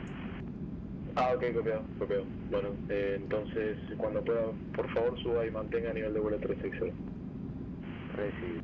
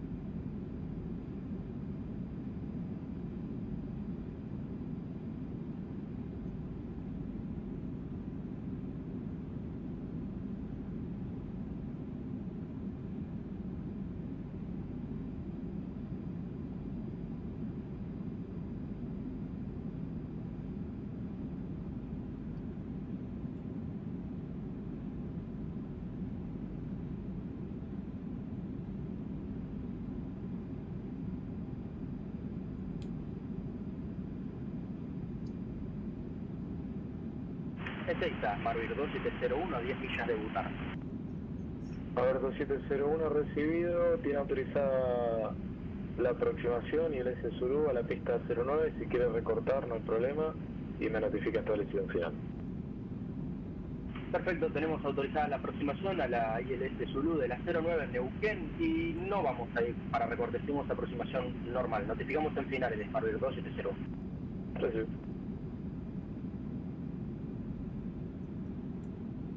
Argentina 1686 está en contacto radar y continúa para 3 cruceros. Tenemos para 360, Argentina 686.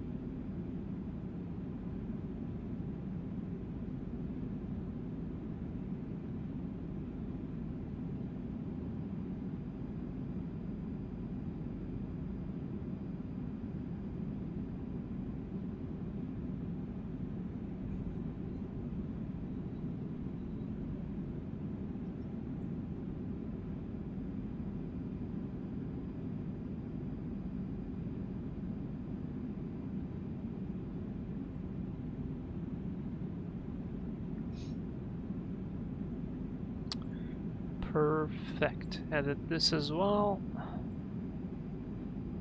can remove this. I can remove this. I can remove this. I can remove this. I can remove this. And I can remove this as well.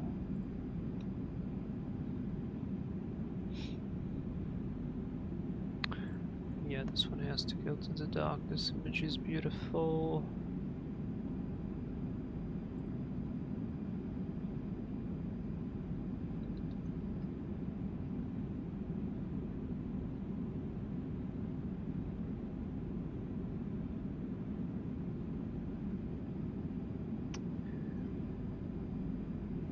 I'm just gonna put the picture and that will be just perfectly enough.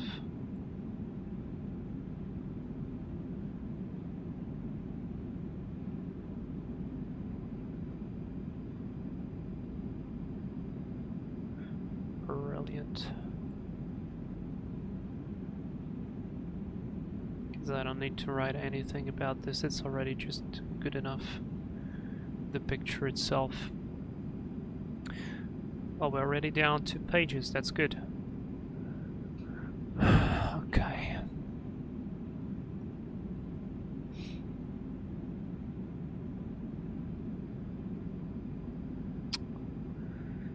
Okay.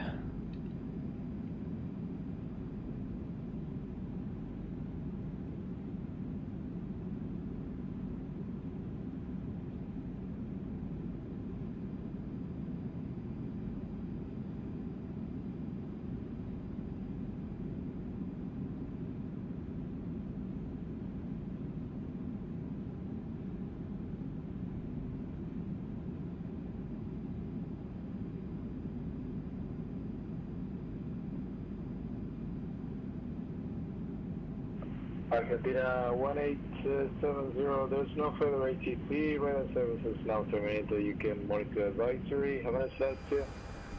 Over to advisory, thank you very much for the service, Argentina 1870, bye-bye. Alright, nice. We are clear of ATC. Back to 122.8. Airplane is doing good. Let me see how is the optimum. 390. I mean, we could climb to flight level 400.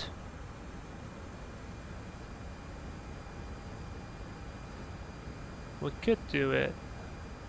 Yeah, let's do it. Let's go to flight level 400.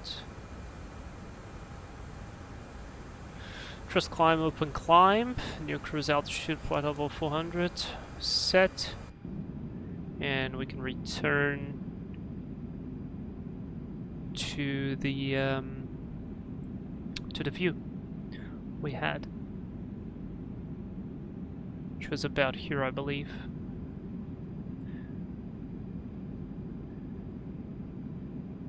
Yeah, that's more or less it.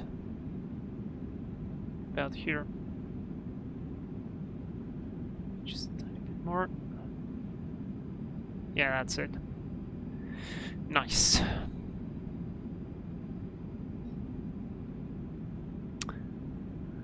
Alright, so let's see what else can I get here.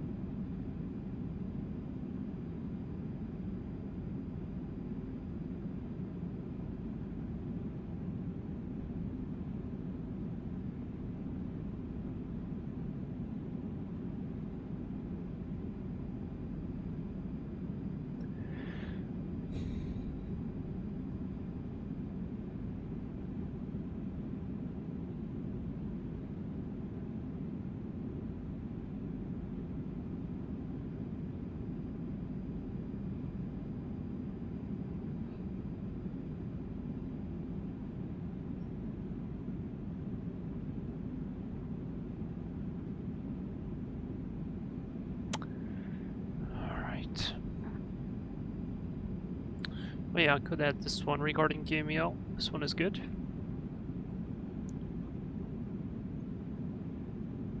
MEL will go towards the operational part. I'm thinking about removing this chart symbology. I don't think this is actually that useful to have here. It's much easier to just go into the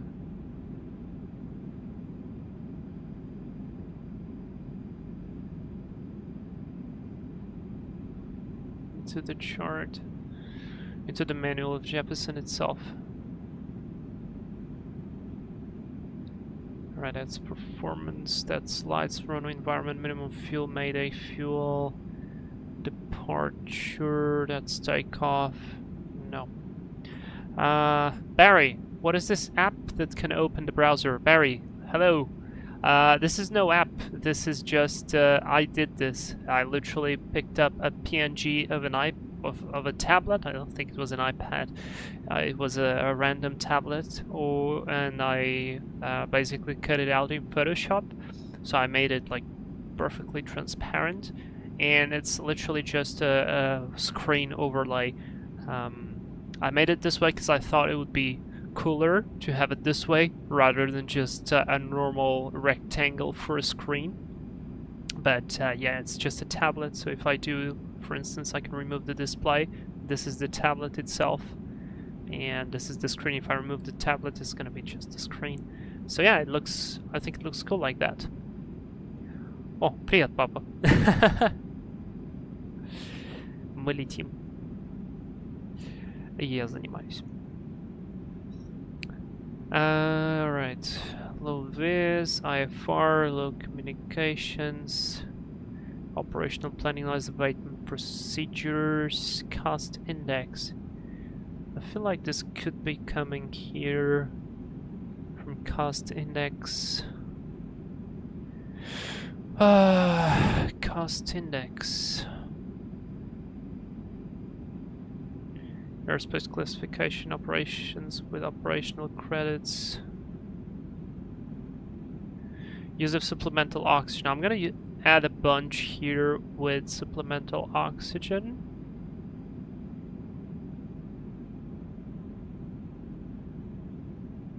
Maybe I should add that on the airplane systems.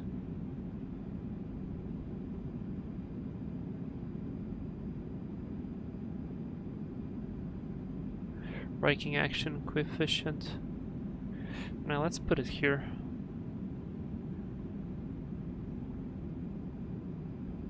Minimum equipment list. But Barry, you are probably the second or the third person that asks me what app am I using, so it means I did a good job.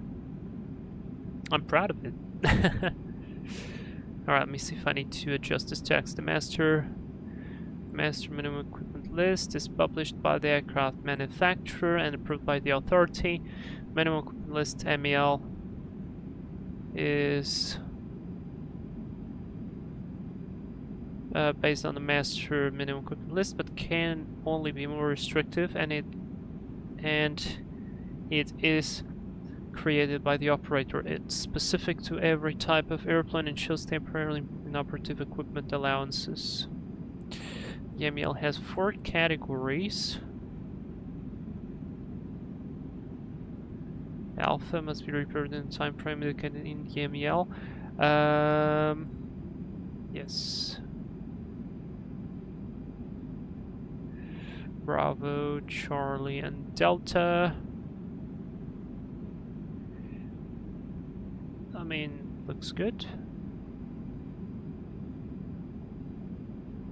Yeah, our VSM is a long topic.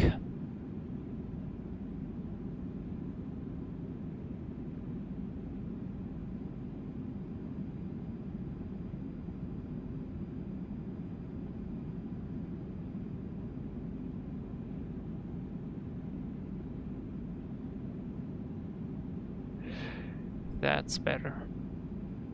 Alright, so I removed minimum equipment list. What else do I have here? Semicircular. Oh, yes, I could add this. I could add this. This is interesting. It's very flat, this area of Argentina, at least it looks like. Let's see, where's the 727? Oh, we're not too far off. We're definitely not too far off. We do have quite different routes, though.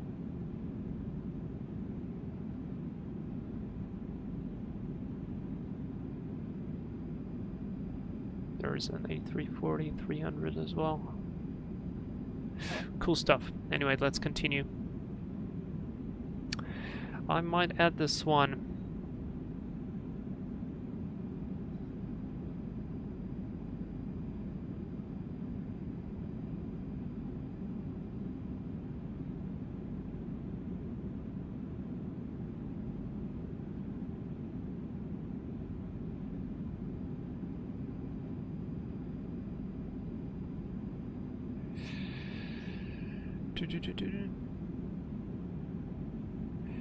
Let me see our VSM.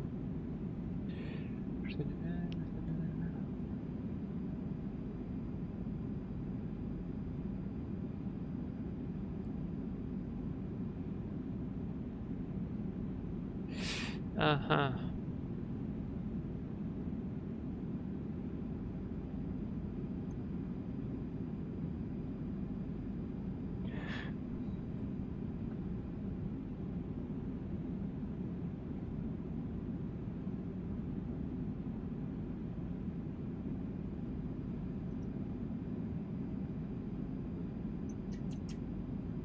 It's 2,000 feet. On IFR flights.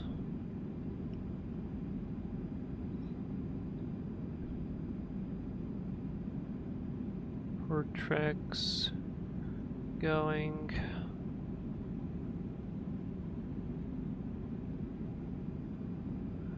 Magnetic track. For magnetic tracks.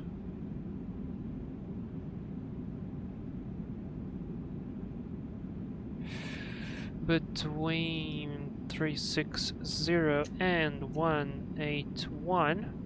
Is that correct? 179.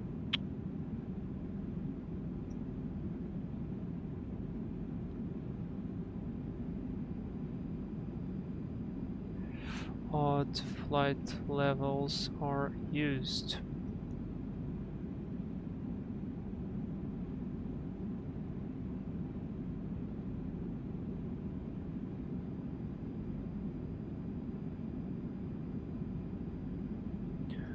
Magnetic tracks between 180 degrees and 359 degrees. Even flight levels are used. Let's add some examples. So it's gonna be 290, right? So we'll do 310, 330, etc.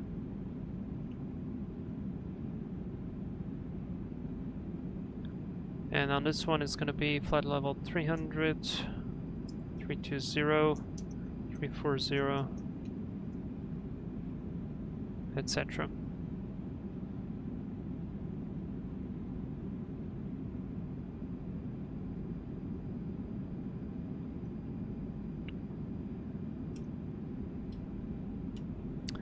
VFR flights at plus 500 to the level.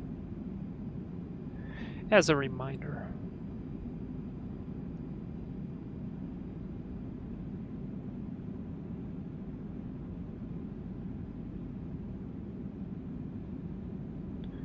So there I've spoken about this one.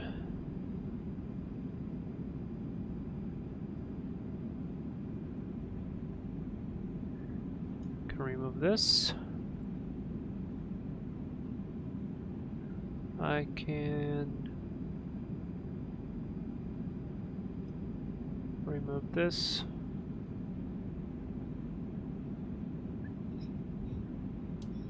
$290.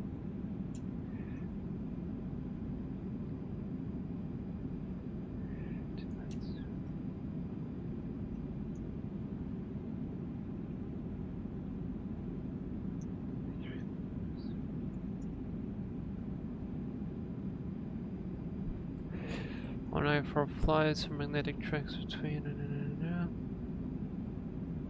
I'm gonna do L.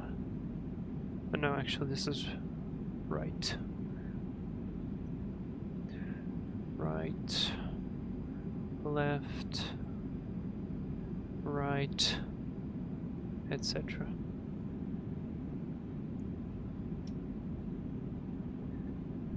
Ex-Aviator, hi, how are you? There you go, Barry. Barry just asked a couple of minutes ago, what is this app or plugin to display the phone thing when playing X-Plane 12? It's not an app, it's just an overlay that I created. I have a second monitor that I'm using where I have this stuff where I have your chat and I'm doing my work here.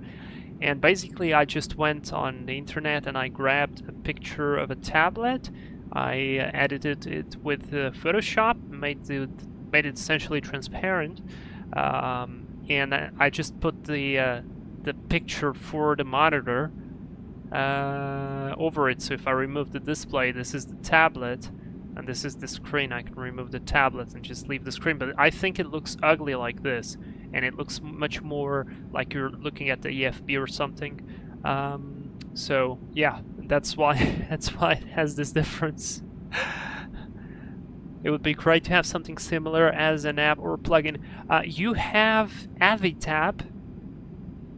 You have AviTab that has a plugin that allows you to go to the web browser, but it doesn't allow you to go. I mean, right now I'm editing this in a web browser, so possibly it would work. Not sure how well, but to me it's just easier to have all of this, and especially since I use the chat. I use a different browser for the chat, and I use another browser for my own personal use. So yeah, having two different browsers would be a little bit more complicated, but yeah, probably that would be quite interesting. I'm glad. It looks like I did a good job there. Alright, so reduce vertical separation minimum. Let me add this here and put this like this. Normal separation for non-RVSM airspace 1,000 feet with the assigned levels alternating.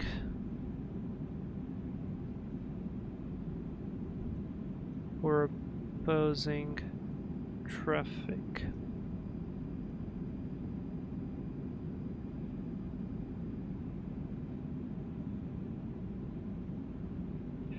FL 290.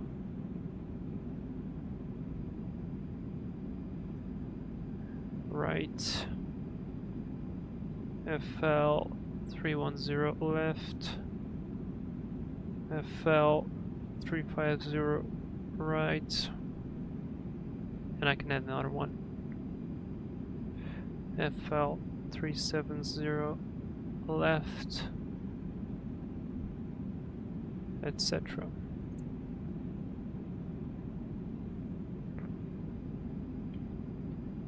On IFR flight, marine triggers outflows are used.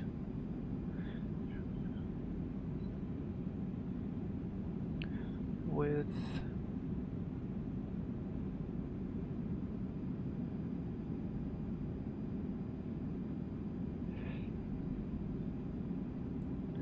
in RVSM, the same semicircular rule applies as below flight level 290 until flight level 410 for IFR flights with magnetic tracks.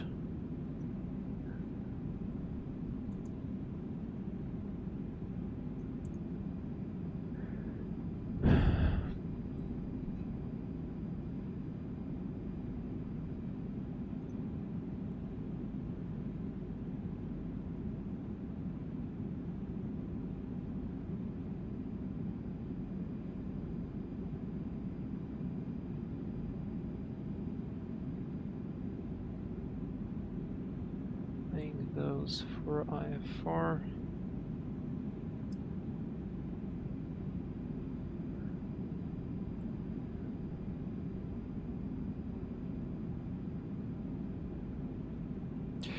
In order to fly in RVSM, the operator must receive.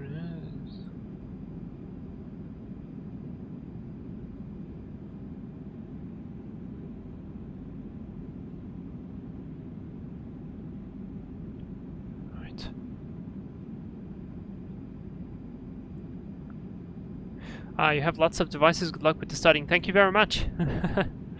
Thank you very much. It's just two browsers. Literally, it's just Firefox and Opera. Like this is the Opera, and this is Firefox overlaid. It just kind of looks good, but it's very simple. It's just one window over the other, resized to my taste. Thank you very much, man. All right, so we added that. We are on 46 pages, that's nice. APR, grooved runway. Oh, I could add this one.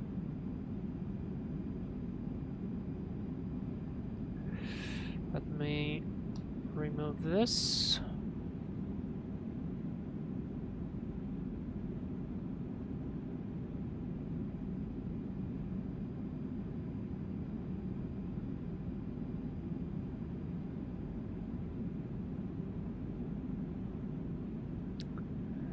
So what did we do?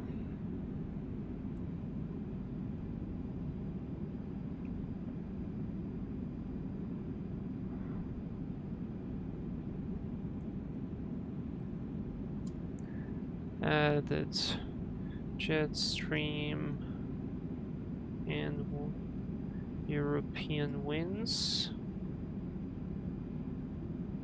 as well as other definitions. We added or improved our VSM concept. What else did we do? Jesus Christ. Something with the icing. I think I added, yeah, icing types is there. Oh, air masses. Added air masses. Graphic. Added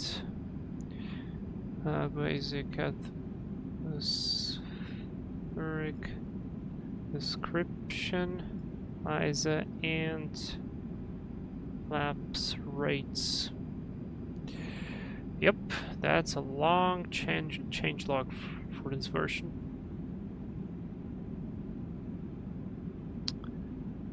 Alright, this sounds good to me.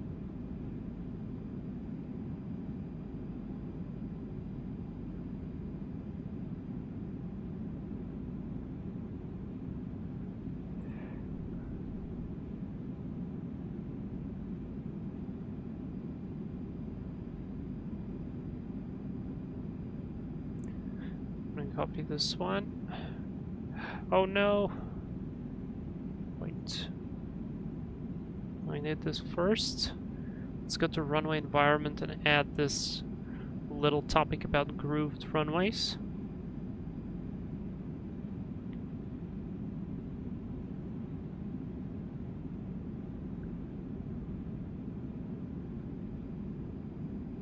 Like, right here would be just enough. Runway can be grooved. And now I just want the picture so I can remember.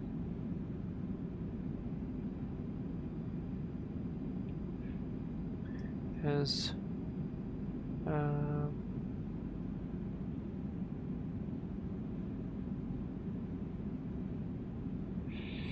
small incisions.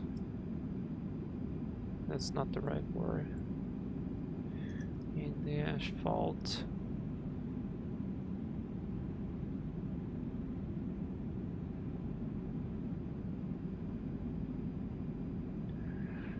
This increases the friction, improving controllability, allows for better water drainage, reduces tire wear. I don't know how, but apparently it does.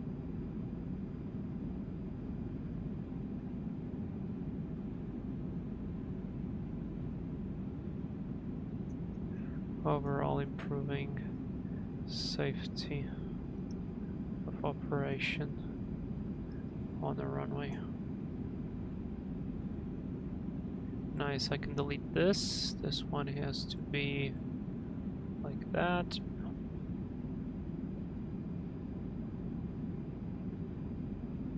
Just that.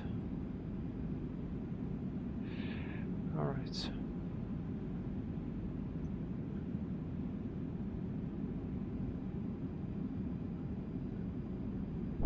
Outer one done.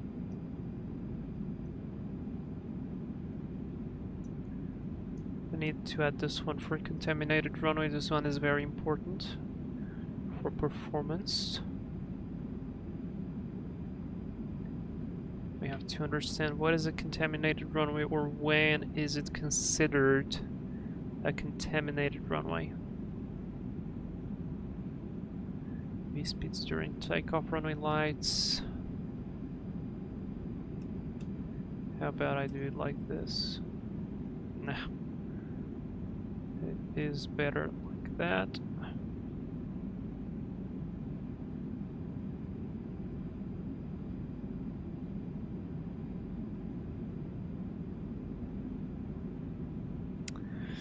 General performance topics, performance class A.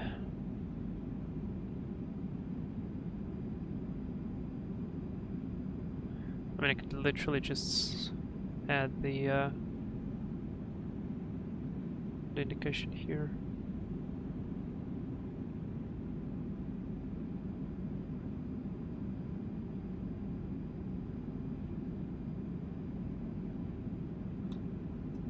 I'm gonna put it here. Nated runway. A contaminated runway is one where 25% or more of its surface is covered with standing water more than 3 mm, compact snow, non-compressible, ice, including wet ice.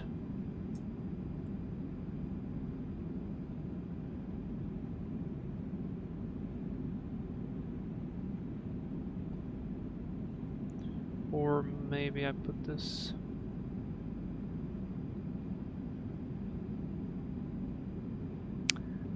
Where's class A?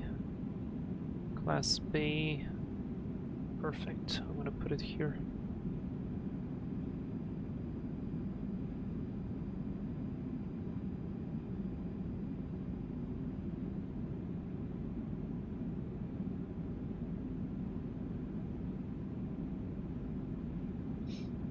Done.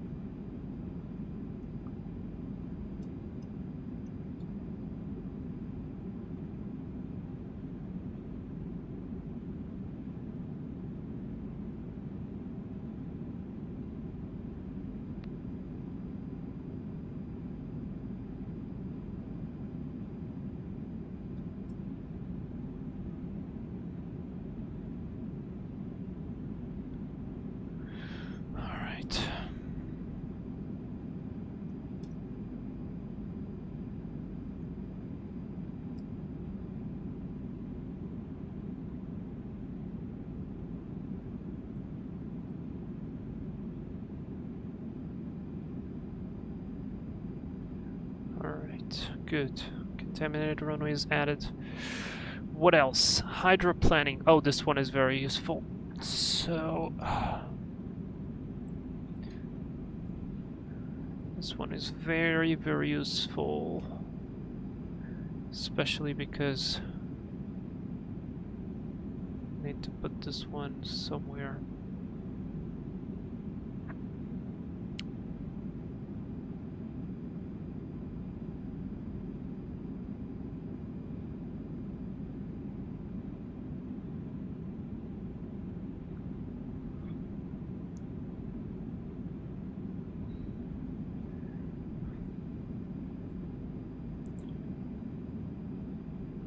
Hydroplanning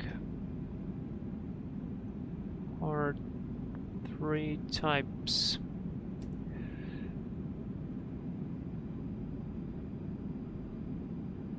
Dynamic,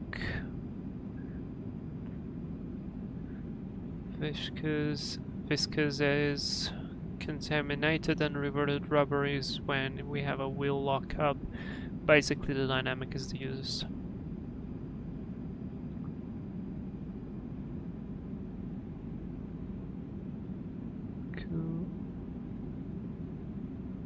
Hydroplanning speed for takeoff, and for landing is 7.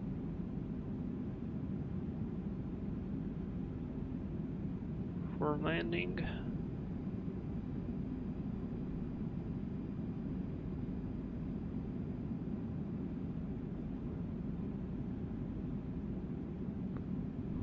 Result in knots.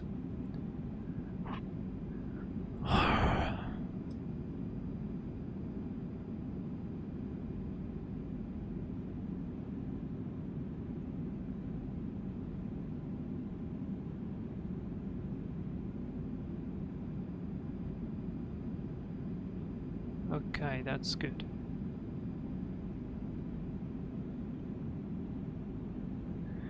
Types of jet fuel. Haven't we added that already? Jet A, Jet A1, and Jet B.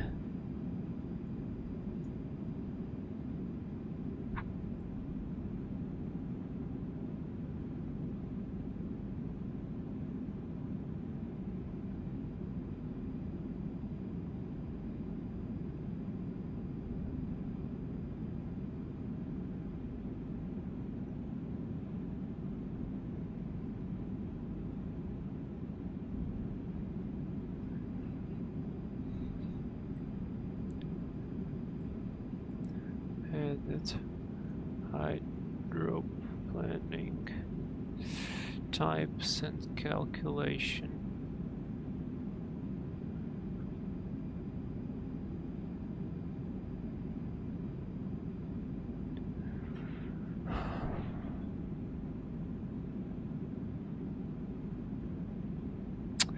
This one is weird because there are airplanes that are supplied from a bottle. I think the 777 is like that, so it's not totally applicable, but overall passenger oxygen has been supplied by oxygen generators. E-tops, yeah, we'll leave that.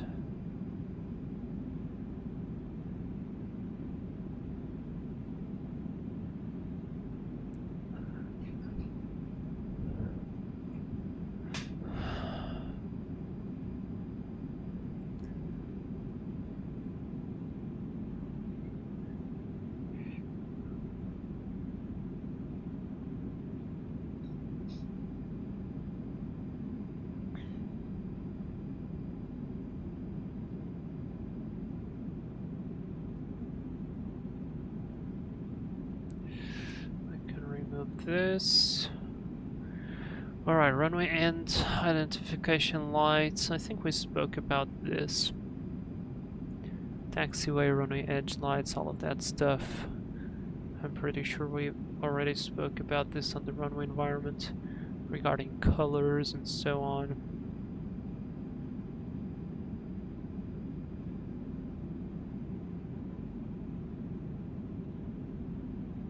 Runway end.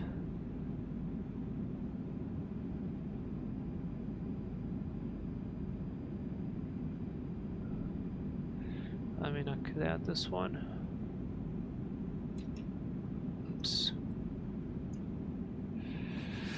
So runway and identification lights. Flashing white at both sides on the beginning of the runway.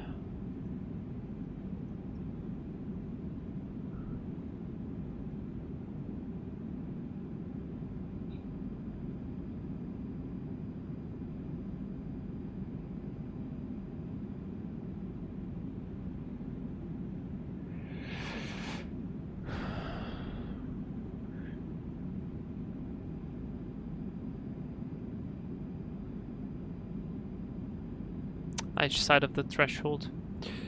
At each side of the threshold.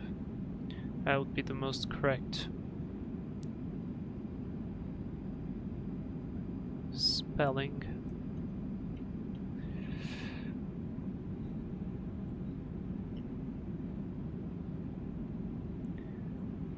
Yeah, I'm gonna delete that. Altimeter works. Weight categories. Yeah, this one could be useful. Weight categories. This is for weight turbulence. This is a long topic. I'm gonna leave this one for another day. Perhaps tomorrow. Tomorrow we are flying again.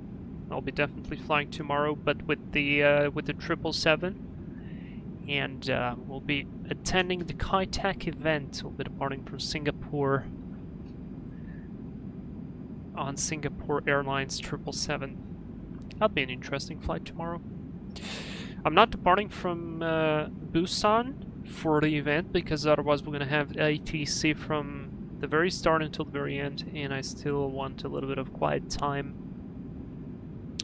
to focus on some of this stuff here.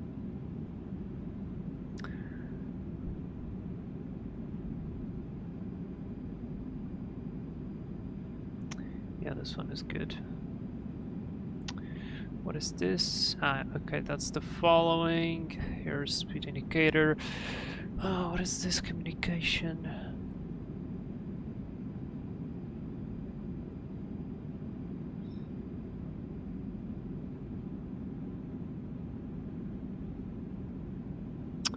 Oh yeah, since we spoke about the MEL, we should speak about the CDL as well, which is the configuration deviation list, which is slightly different from the MEL. CDL is applicable when, for instance, we are missing a fairing on the flap, and the fairing on the flap is this lower thing on the flap that you see that goes out of the window, out of the wing. Sorry. Essentially, what it does, it just it is just a cover for the flap mechanism and other stuff that's on the wing, and it improves the aerodynamics on the wing instead of just leaving the mechanism. So if you're missing that, that's a configuration deviation. As well, for instance, some airplanes, let's say you had a problem or a malfunction, or you struck something that happened, or it just fell off. I think it can happen. A winglet or a wing fence, if it goes off, you can still fly, but you are limited to certain things, and that's where that list comes to play. Right, that's oxygen. We're gonna have a large chapter about oxygen. That's system, decelerated approach, early stabilized approach. That's just a name. QNH, QFF.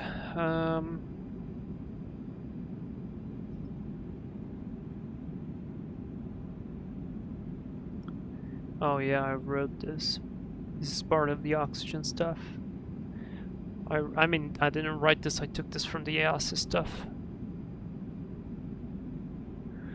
Alert height, this is for the Airbus. Let me add this one for the oxygen.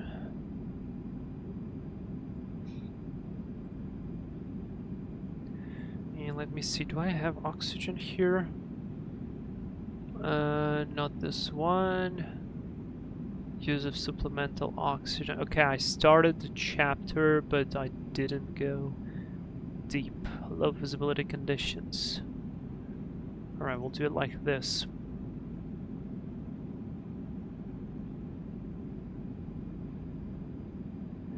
Radar shall ensure yes. Yes, yes, I'll put it here.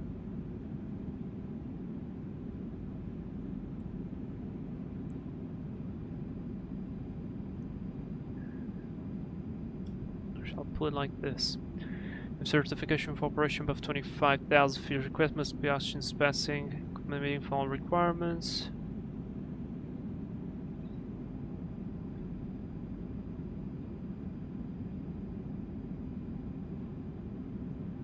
At least 10%.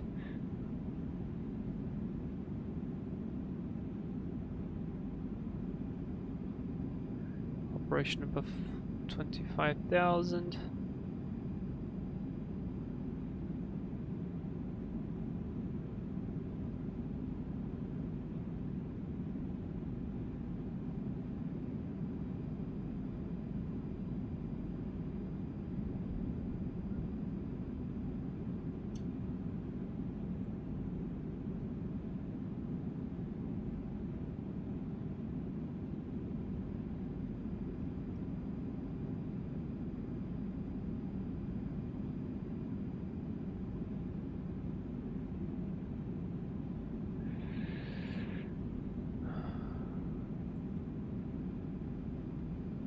better.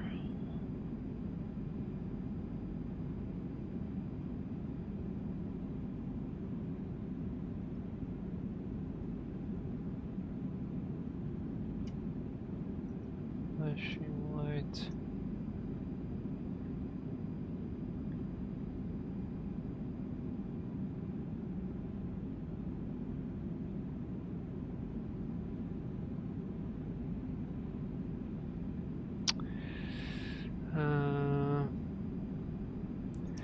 If the oxygen supply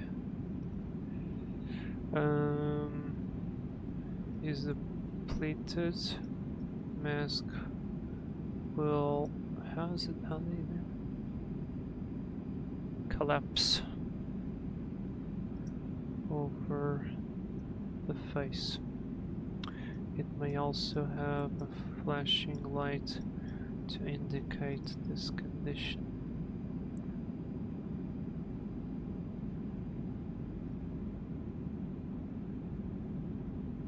Alright, and this is where I will leave it, because there is more to add, since there is requirements for passengers, for lower flight, for crew, and so on. I know for pilots, for pilots, you have to have it below, above 10,000 feet, always.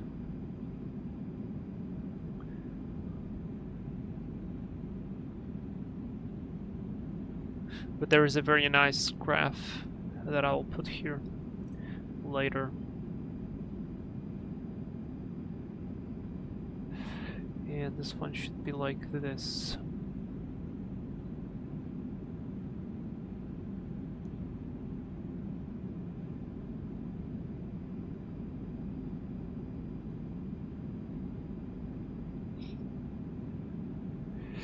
Crunchy, morning! Oh, good morning, man. It's evening here. It's 8 p.m. How are you doing? Hope you're doing well. We're doing some studying here. And we still have about... well, we still have about 2 hours of flight time to go. So... yeah, that's pretty neat. 7:25 here, Saturday. Oh, let me guess. Are you in New Zealand? Australia? I can't remember.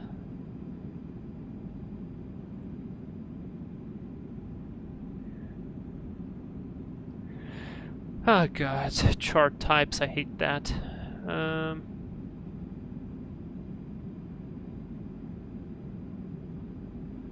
Gear emergency extension, firefighting capability, New Zealand. Oh, we got another one from New Zealand. Oh wait, are you? No, you're not Peter, right? There is a guy, Peter the Aviator, on Discord. He's also from New Zealand. He's usually quite active as well. Yeah, okay. Sorry. I'm terrible with names, I'm sorry.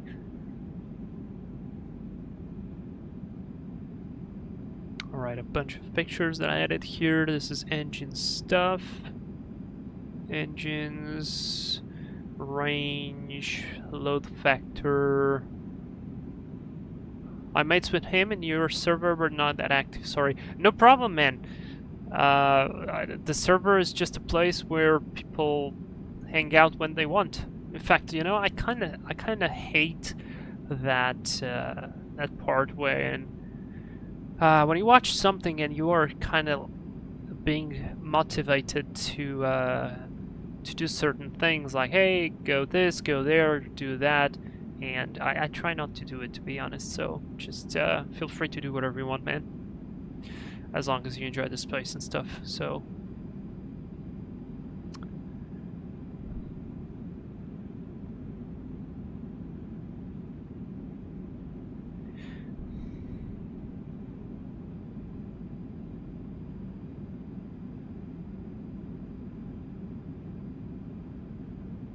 I occasionally post Tupolev 154, 134 Concorde and other random screenshots. Oh, so you are one of those who taunt me, right? You know that those 3 airplanes scared the hell out of me. Think Crashflyer would have a good laugh now. He really wants me to fly the Concorde. I may do it someday, but just not now.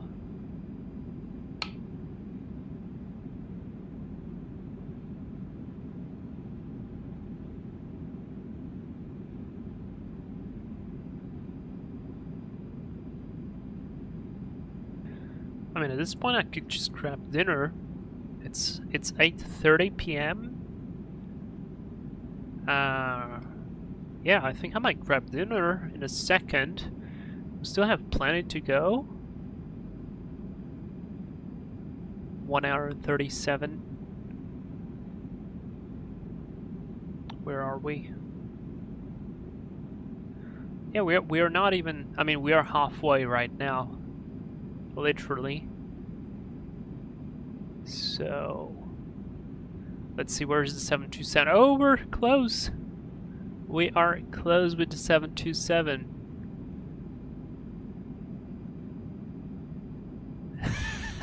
More than happy to help with her if you want. You see, it's not that I don't want, but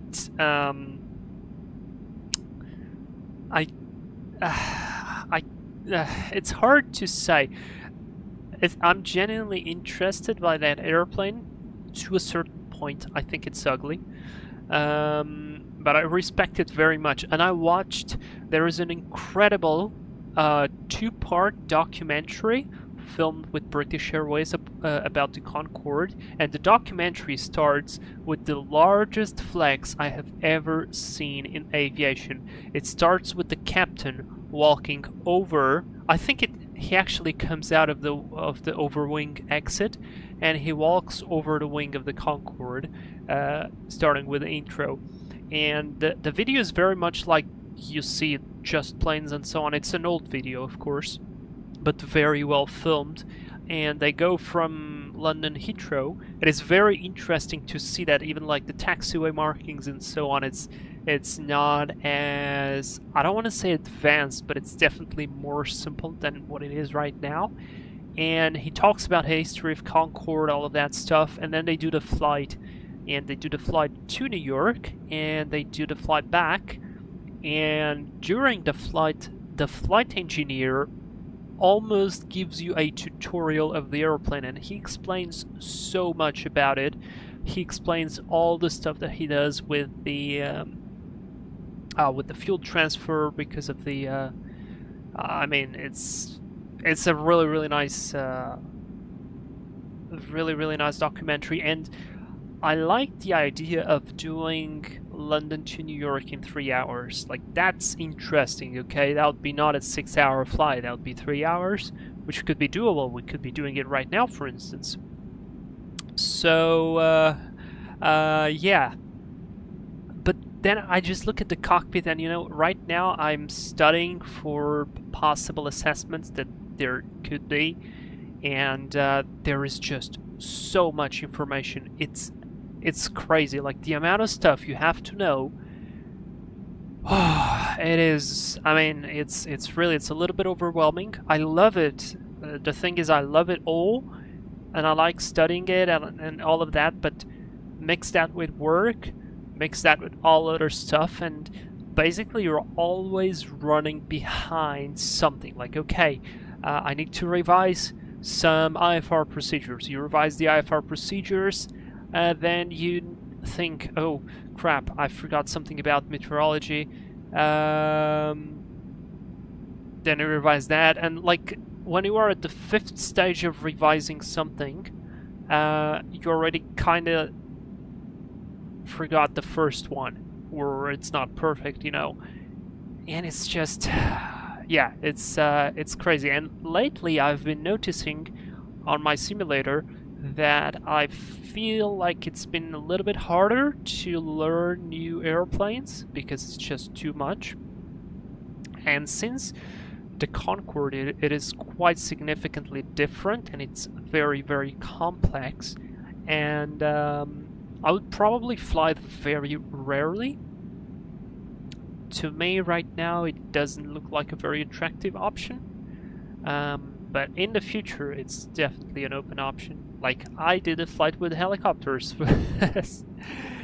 and even though I don't like helicopters, but yeah, we're crossing. Wait, let me see if I can see you. Change this over. I don't have the contrails open, enabled I mean, but we're quite far away. I'll probably not see you, but yeah, we just crossed. That's really nice. Check the outside view. Oh, sorry, I should have been notifying you. Oh, that's a nice. That is a nice terrain right there. Oh, that's a weird effect.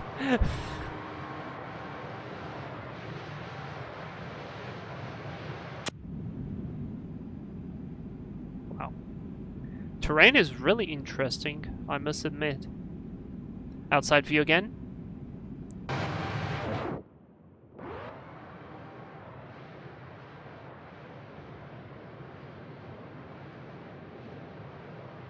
That looked like it was an airport some time ago, like a long time ago. That definitely looks like 3 different runways. Possibly military? I don't know, but that's 100%. I mean, it looks literally like an aerodrome. Or maybe it's like a small VFR strip that's being deactivated or whatever. Or maybe it's just private, I don't know. But it's quite large though. Or maybe just somebody buried a treasure there and they marked it with a cross. Who knows? Who knows?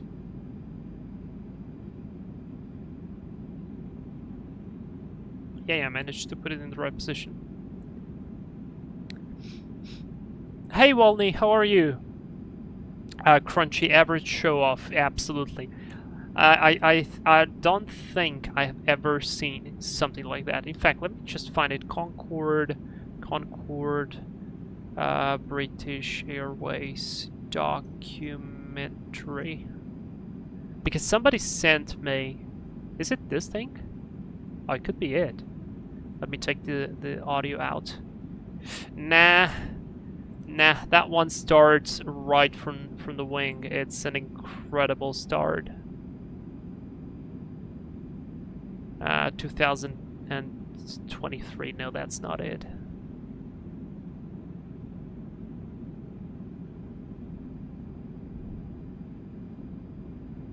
TV documentary. I don't think they used Air France, so I don't think that's it either. Yeah, that's not it. Let's see this one. Concorde is supersonic story. No, I don't think it is. Let me see pictures. Captain walking over wing.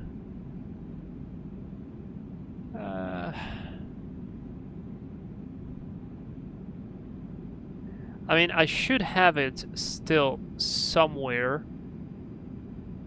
on my own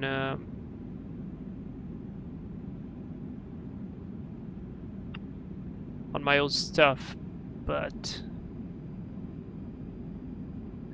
I don't know where, unfortunately.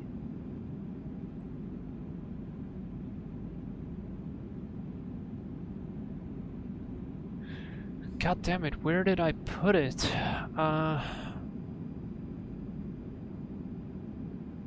But I'm sure, I'm 100% sure I have it saved somewhere.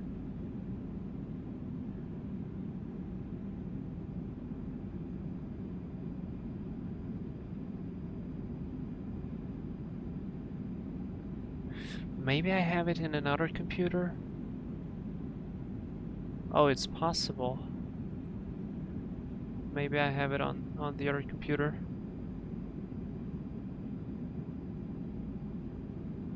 It takes time, I get it, yeah. Concorde is complex, wait for the Tupolev 144. Dude, I'm not gonna wait for it. You guys may wait for it. I'm not waiting for it, I don't care about that. No way I'll be flying that. I literally... That's a hard no. Like a fat, hard no. No. Please, God, no.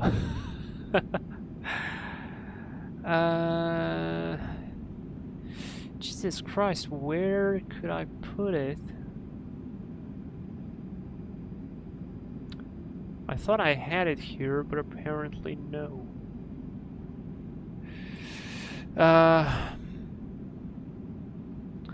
It's colorized, the video. That's an interview. It's not an interview. Yeah, that's not it. I don't think it's available on YouTube. ITVV, something like this. Yes, yes, yes, I'm pretty sure it's... Yes, this is it. This is it. ITVV, exactly. It's from this one. Can I find this? Part 1. Yes, it's this one. Like, no, that's already him explaining the systems. That's the flight engineer. It literally goes so much inside everything.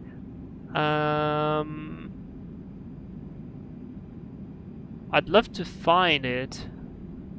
At least the start.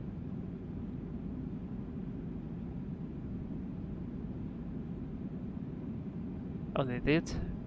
Documentary. Wait. 777-200. Why is the Concorde there again?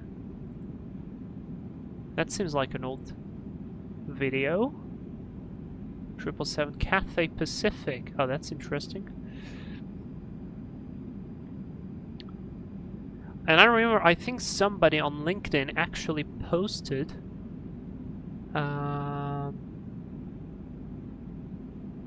this.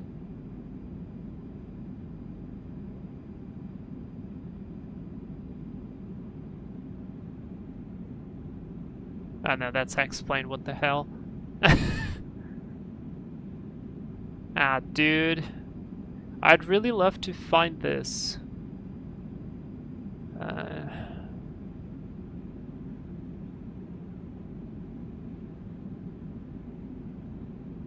But yeah, search for this ITVV. I'm pretty sure there's a way. There's a way to see. I mean, the start of the video is just delicious. Is this it? I'm pretty sure it's not. Nah, it's not. God damn it.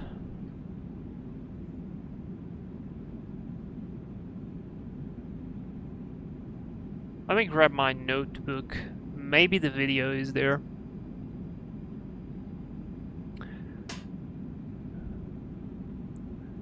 Crunchy water and the 707L1011 heaven.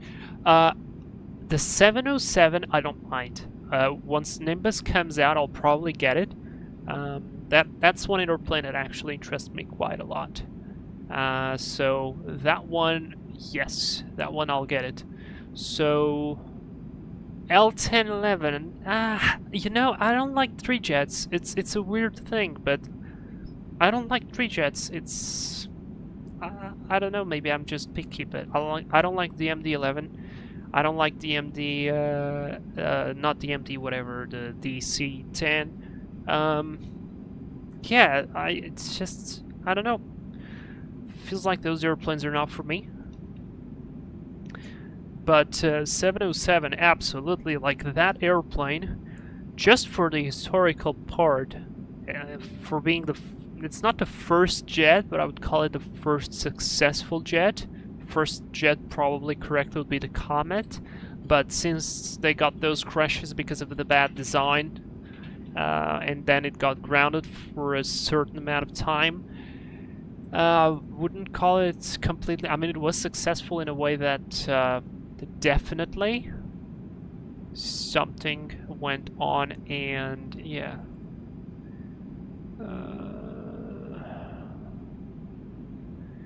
For a second I thought I found it, but no. Just for a second I thought I found it.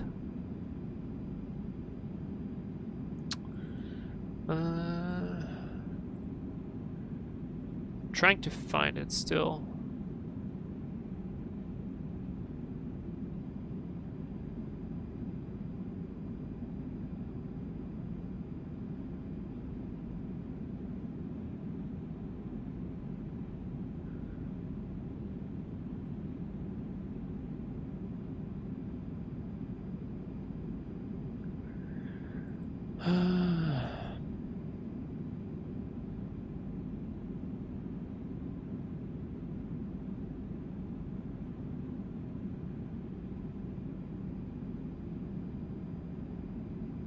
Still trying to find it. I'm checking on my external drive. Maybe it's somewhere there, but I'm not finding it, which is a little bit annoying.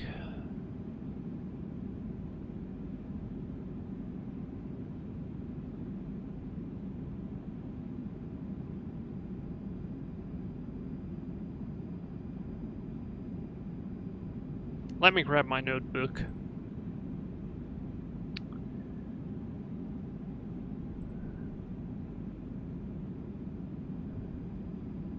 Let me grab my notebook. Give me a second, guys.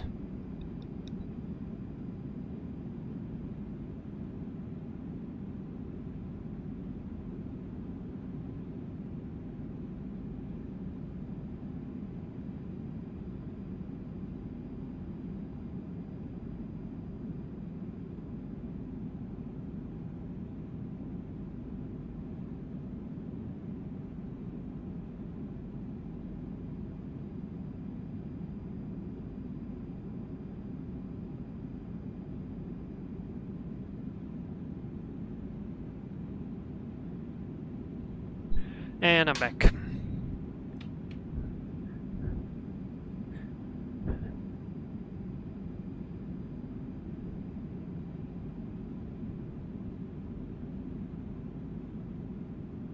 That trip was Camarines Aero Club. Oh, cool! So it was indeed an airstrip. Awesome. I might do Concorde from New Zealand. That's Auckland to I think that's Sydney.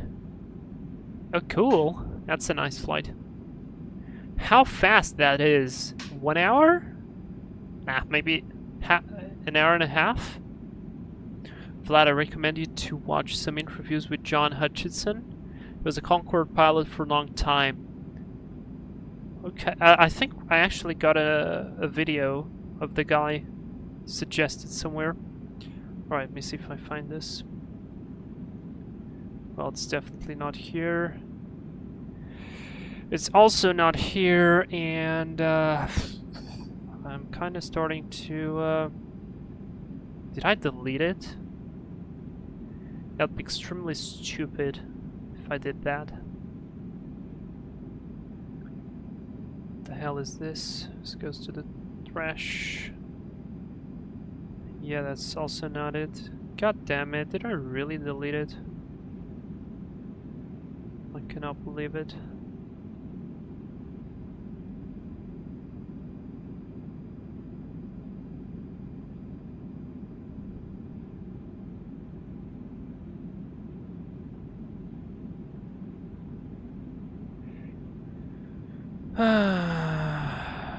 Right, maybe here.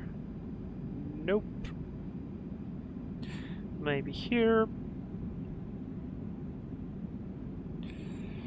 No. Maybe here. Nope.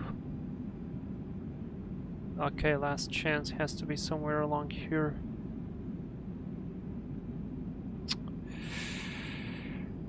Nope. Well, shit. I guess I really did delete it. Well, that's fine. I watched the video, so it's a great video.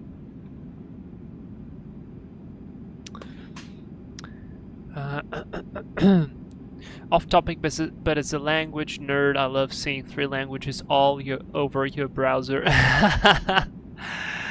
Yeah, that is true. Actually, it's fun because it is already so automatic to me that I don't even think about it. It's just natural. So I see Russian, Portuguese, English, all the same, and I could probably deal with a fair bit of Spanish. Took a screenshot, thank you, no problem. I love all 3 jets. The DC-3 wasn't getting the early days, but they're all so weird and fun. I want to get Microsoft Flight Sim just for the uni builds. L1011. I see, well, no problem with that, man. So you also probably definitely have the MD-11 for X-Plane, the rotate one, right? Everybody says very good things about that one, and I just look at the plane and it's disgusting to me. I don't know why, I just hate that plane. I think it's the combination, you know? My brain, it has to have, like, the airplane has to be beautiful, it has to be functional, and it has to be efficient. And, well, some may say that that one is beautiful. I don't think that's beautiful. I think it's a little bit scary. It's functional in a way. It could be much more functional, I think, and it's not efficient. And that one really kills it for me, and especially its operational history with all the incidents and stuff. It's just like, it gets me mad. It gets me mad, all the engineers, whatever they did with that. I don't know, but it's just my opinion. The Comet broke the wall and the 707 changed through the rubble. Yeah, basically that's it. And I love that story of the 707 when they did a barrel roll with it twice in an air show, and when the CEO of Boeing or whatever asked the pilot what the hell he was doing, he replied that he was selling airplanes, and it worked amazing. So yeah. In terms of 3 jets, don't forget the Soviet ones, 154, Yak-40, and Yak-42. Oh, of course, so forget the Tupolev 154, the Yak-40 and 42, no problem. Also the British Trident. Isn't the guy, I think, Shenshi, the guy who created the freeware B720, I think he was working on the Trident. Love the Tupolev 154. I do love it as well, from very, very far away. I recently met another Vlad while flying in New Zealand last night on VATSIM. Grew up around Tupolev 154s. He was flying here on VATSIM, but he too did not want to touch the old Soviet girls.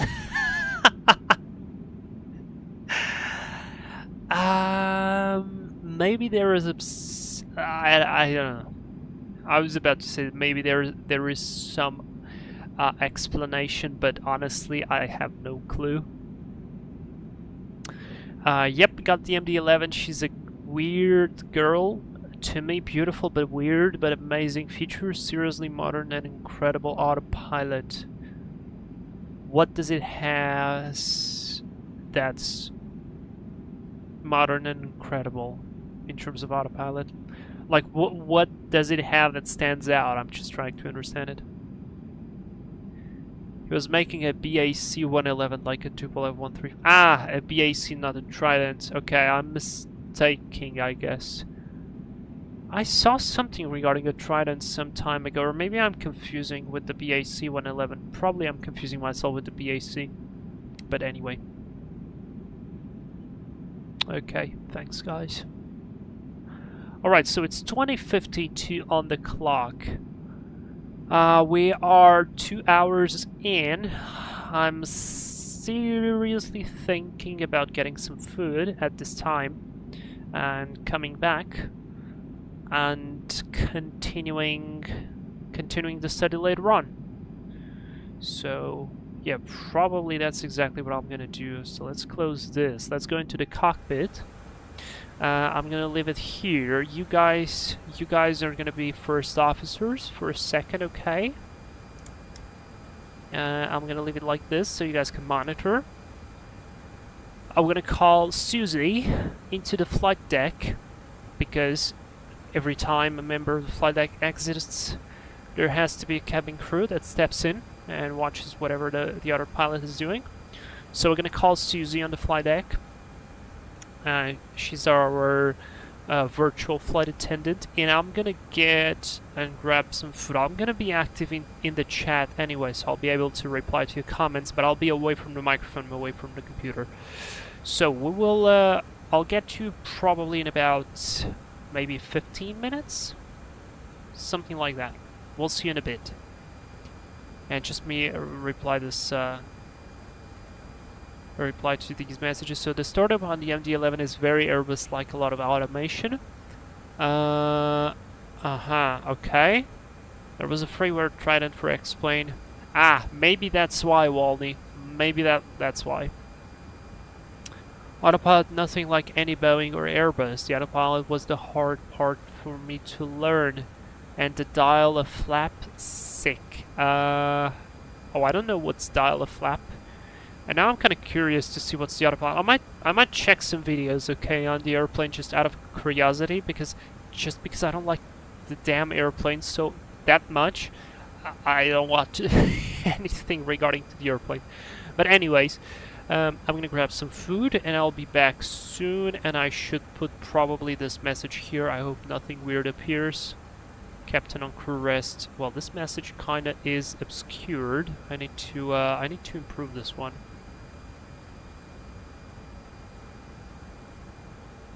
Yeah, I'll leave it here. Alright, see you in a bit. No, you're not getting me in the MD-11. No way. No.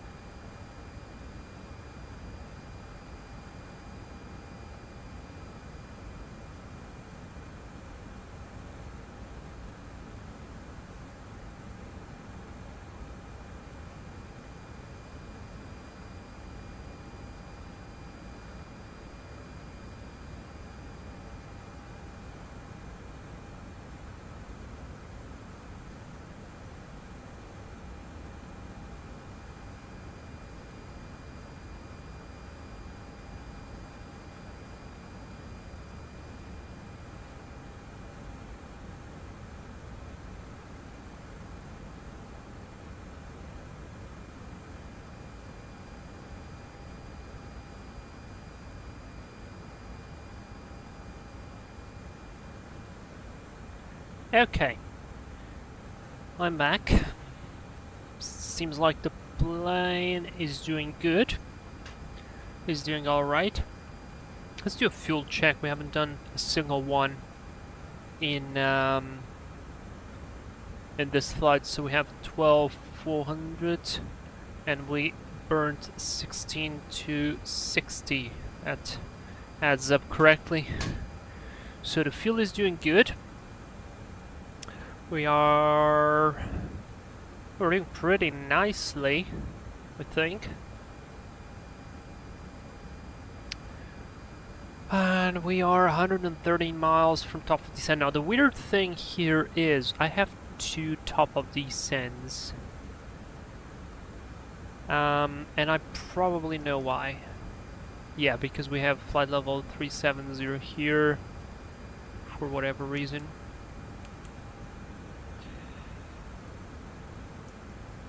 Wait.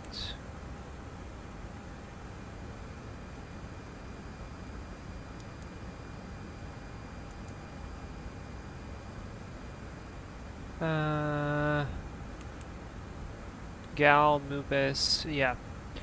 Alright, let's delete this. There we go. We now should have only 1 top of descent. As the airplane will recalculate and we... that's still 370. Why is it descending to 370?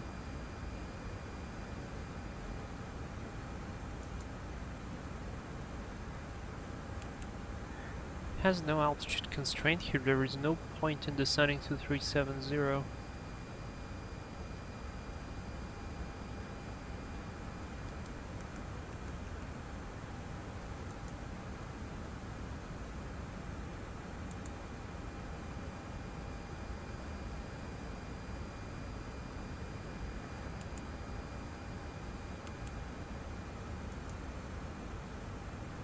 Flight level 400 and it still does that.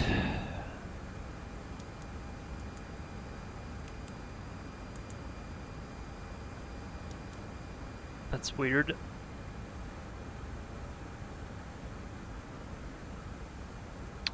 So it looks like it's becoming more and more cloudy. And also since the sun is starting to set, we don't see a lot of the scenery here, so I'm thinking whether should I do just a direct to, let's say, Golf Romeo Alpha. Let's do a direct to Golf Romeo Alpha. Just like that, save a little bit of time. And that should be also... It's not exactly the first point of the star, but yeah. So I confirm that. We do the turn. Let's do a flyby out of curiosity.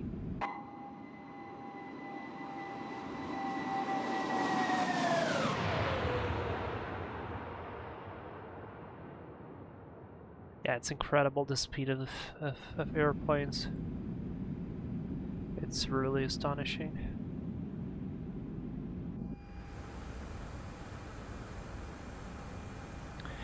And yeah, now we only have 1 top of descent. Step deleted. Thank you. Good stuff. So Luciano already told us that it is windy in Ushuaia. So I'd probably start preparing. Right now, winds 25027. Oh boy, at least it's not variable. Jesus Christ. Alright, so... that's gonna be extremely interesting. So ILS Zulu. We are doing ILS Zulu. Let's input some data.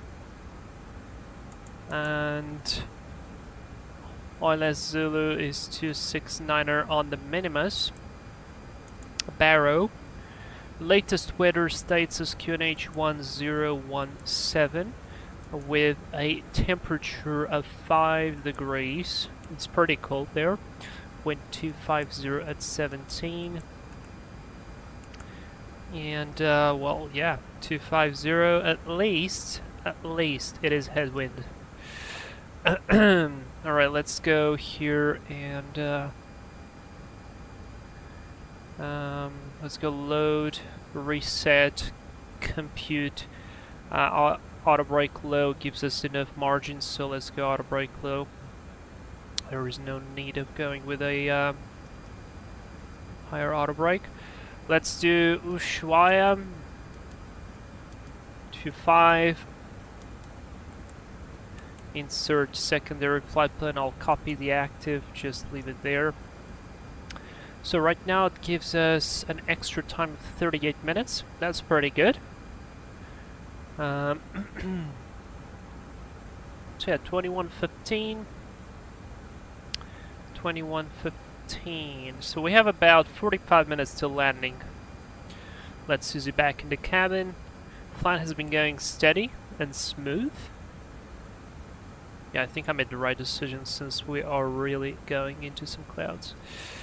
There really is no point in doing that. Let's have a look at the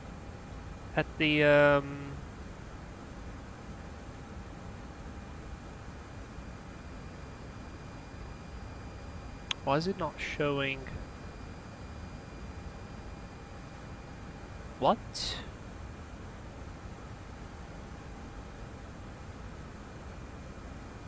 Why is it not displaying the, wait, let me... Oh, interesting. Wait a minute. Okay, it shows this. And this. But I want to see the chart. Oh, it doesn't work. Okay. Well, I was trying to show you the chart. Unfortunately, it doesn't want to show the chart, so it will have to go like this.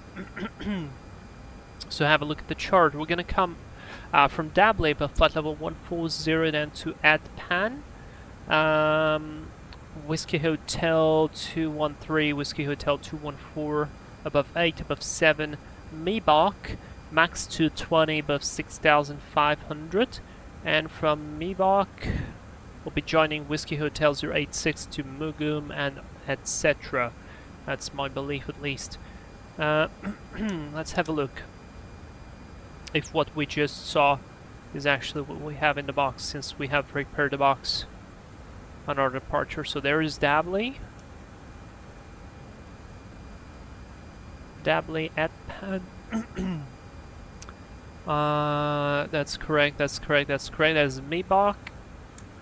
Now this airplane is a freaking glider, so we do have to pay special attention on the way we're gonna slow it down, especially because this is not gonna be a simple 3-degree ILS. This is a 3.5-degree ILS, so it's gonna be even harder to slow it down.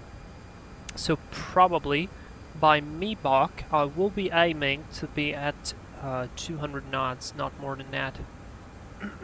Because we're really, I mean, we are really close. It's like 5 miles, maybe even slower, maybe like 190, because otherwise we might not be in time to slow down for Mugum. At least flaps 2.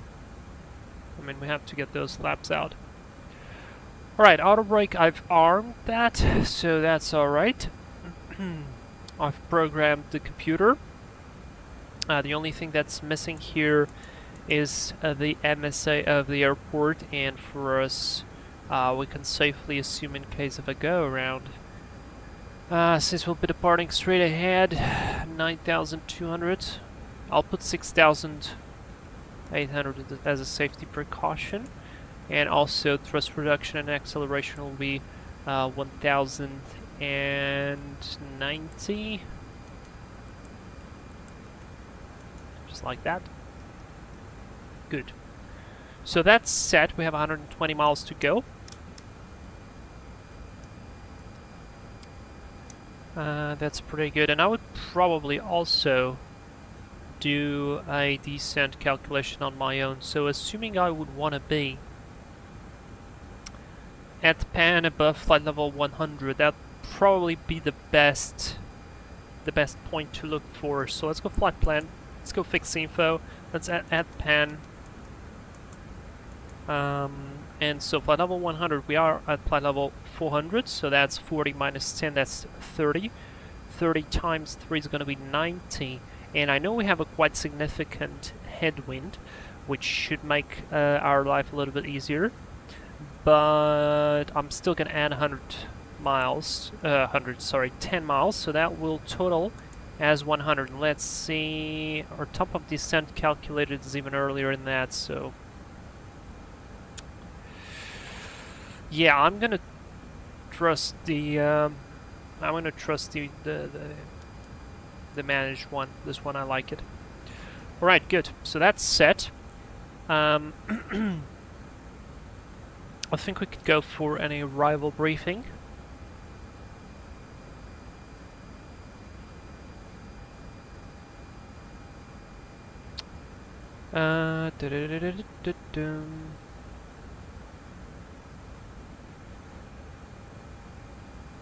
Arrival briefing, please. Are you ready, guys?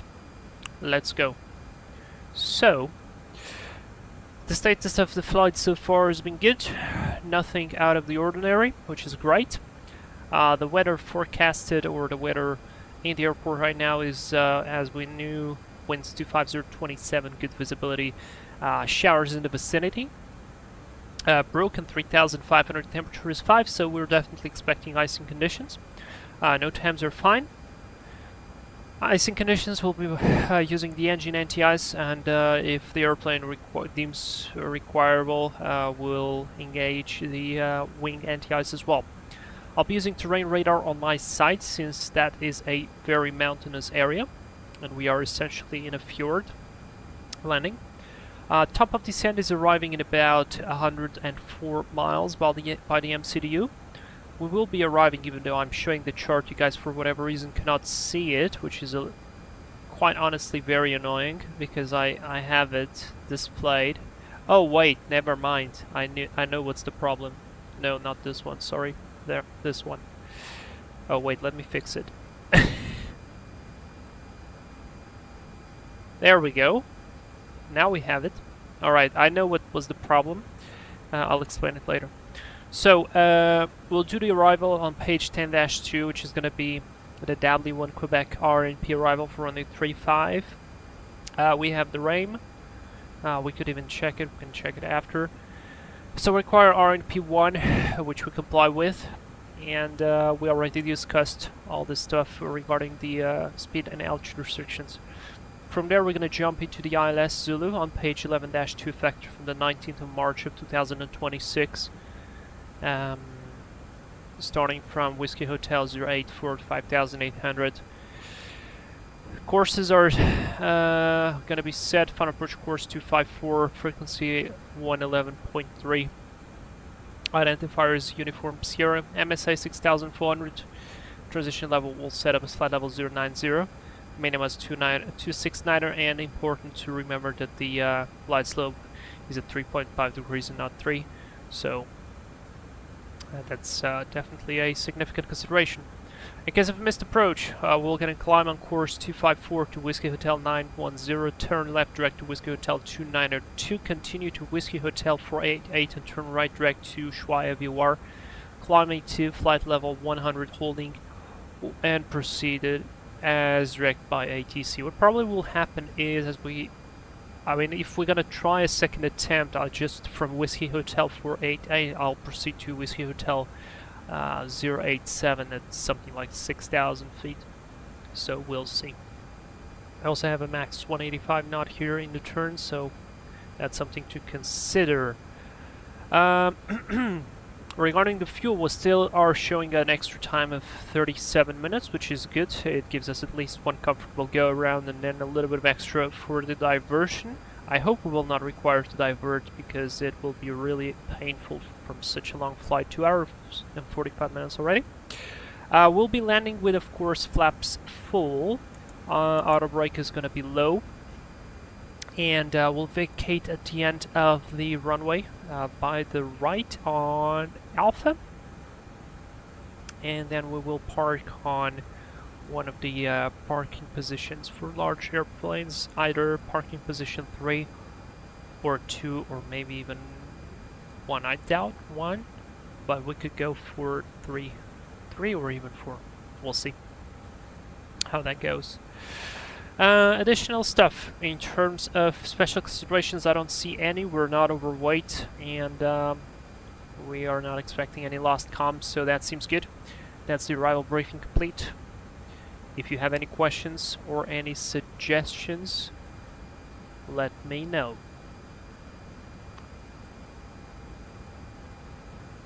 Alright, 82 miles to go. That's gonna be quick.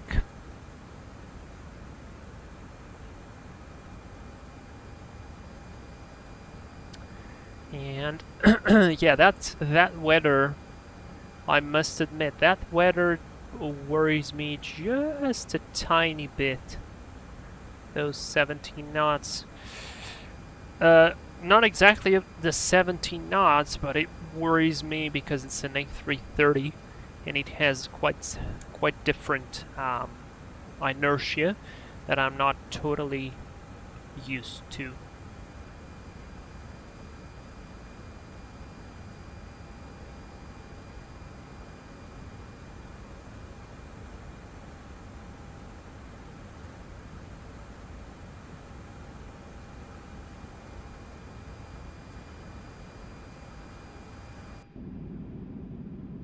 Oh, that looks nice. I like it. Yeah, these wing textures need some work.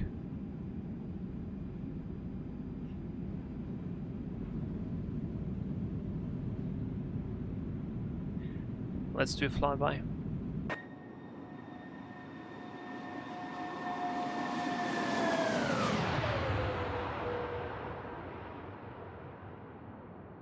That's pretty good. Okay, so I need my charts open. Everything is ready.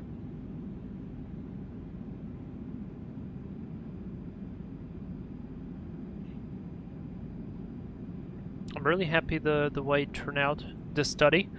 I felt like I progressed a fair bit on the document. We had 49 pages, I think, and we are down to 44. Still a lot to go, but I mean it's a very long work, and we still have stuff to correct and improve and add and so on.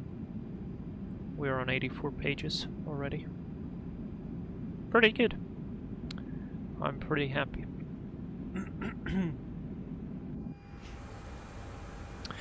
Alright, no HUD on this version. Recall is good, temps are good, engines are good, fuel is good. We are looking to arrive with 9.5, which seems pretty nice to me. That would be absolutely fantastic. And I'm looking for Adpan Mibach at about 190 probably, yeah. That'd be the most correct, I think. Let's see, flap retraction here, 240, 196. Yeah, below 190, you have to be below 190 for sure. Get those flaps too. Flaps too, be a bit safer. That ATP there is stuck. For whatever reason. Makes no sense that it's there, but it's there. We made our performance calculations. All things considered, seems pretty good. Looks like we have some control. Ah, it's still the same one. Okay. Oh, the 727 is descending already. For the arrival into Buenos Aires. Well, of course they're not flying against the jet stream, so it makes sense that they got there much quicker. I mean, 76 knots here. If you multiply this by 2 hours and something, which is exactly 2 hours and a half, which is the time that they will probably take it, that's roughly 175 miles faster than us, and 175 miles is quite significant. So yeah, we don't have a descent checklist. It's not a Boeing, so that's nice. Let's see, any ground airport? Oh, no ground airport. We're right in the middle. I don't find funny these waves. These waves are a bit weird, especially these ones. They're a little bit too much. I mean, they look okay from high up, but once you come in full, let's say, land here or something else, it does not look good. But anyway, we're not planning to land on the aircraft carriers, regardless.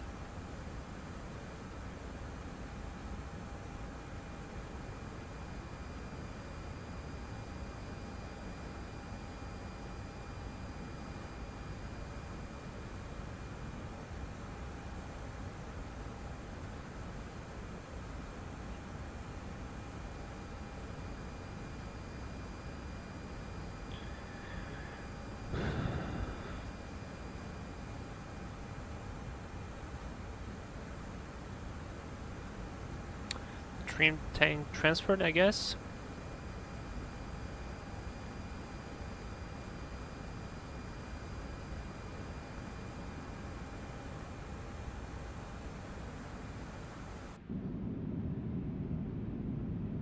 Oh, that looks nice. There's the ground. We're gonna be arriving at sunset time.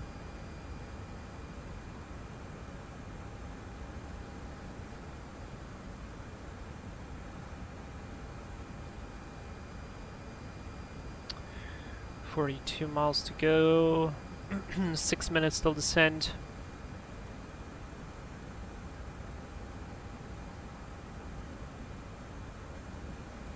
And the wind is getting stronger and stronger and stronger.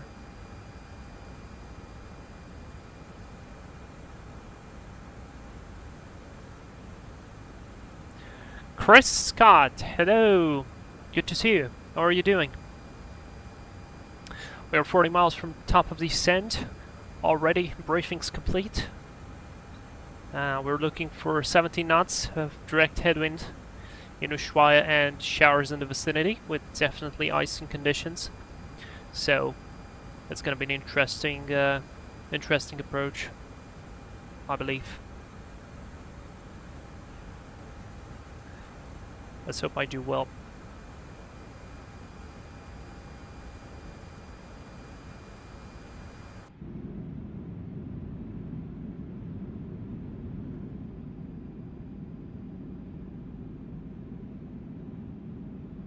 Good, I see you flying the A330-NEO.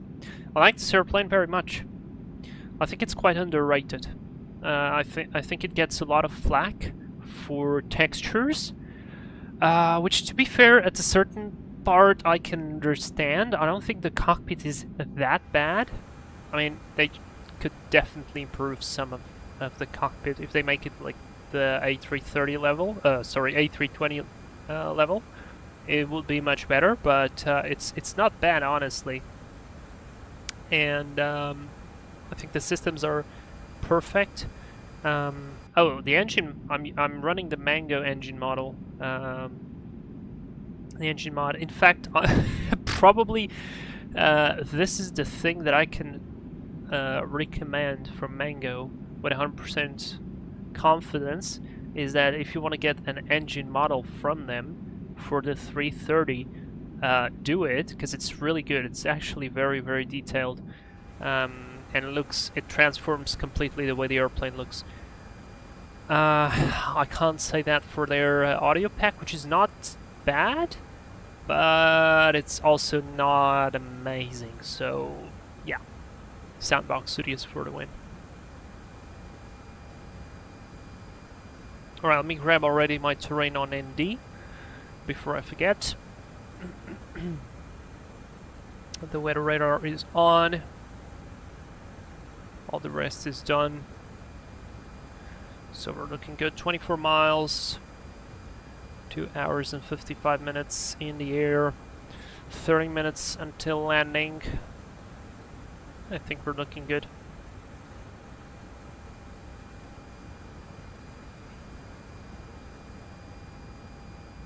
Oh, I just now noticed this jump seat. Wait, it's a bit different. This one seems a bit more comfortable.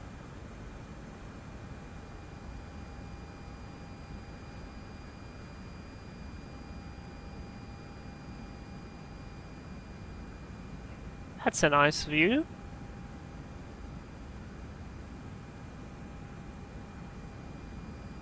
That's not too bad as well. But I prefer this one, or this one to start with. I'd be happy.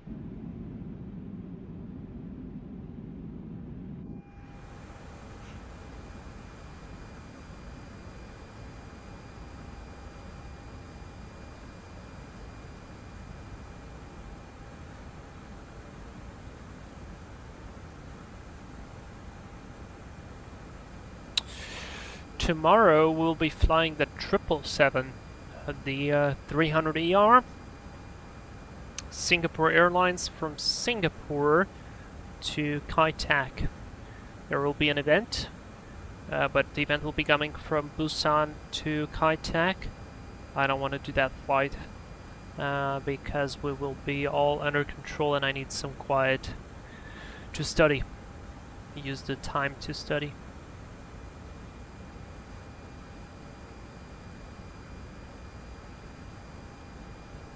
Right, once we hit 10 miles I'll start descending. Just because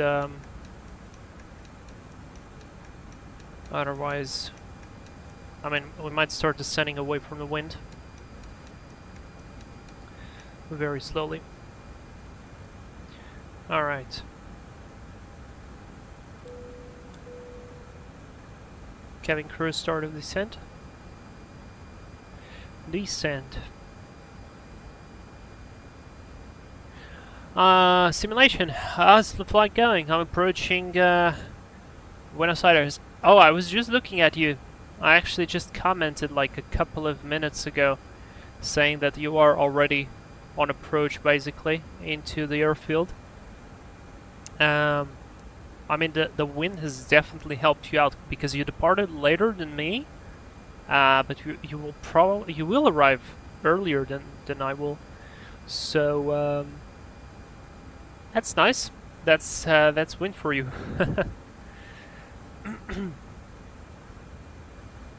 That's just wind.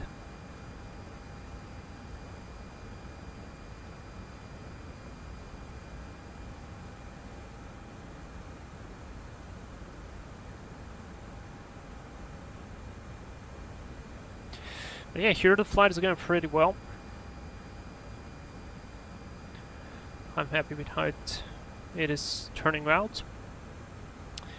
Outside our temp is minus 67. Damn, it is cold. And we already descended. Well, that means no icing for sure. There is no icing. Or at least there shouldn't be any icing. If the temperature is below minus 40 degrees. Static.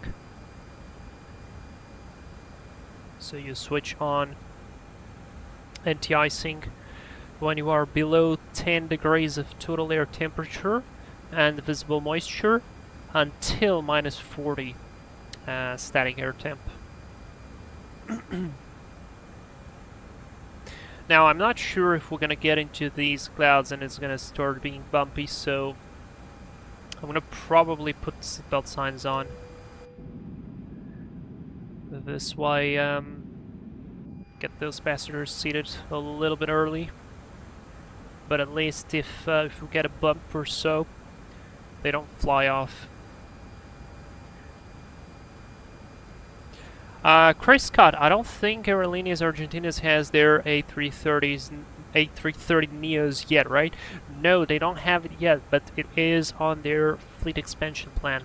So that's why I took the liberty, since we don't have, since we don't have a good, sorry, I'm going to change views again. since we don't have a good A330, that's the normal CEO, why not fly the 330-NEO? This one is fantastic. It's lovely. It looks great. It flies wonderfully. It has a brilliant sound pack. I have a beautiful engine model with it, and yeah. So I decided to jump into the future and get an early what's the word I'm looking for? An early delivery of the A330.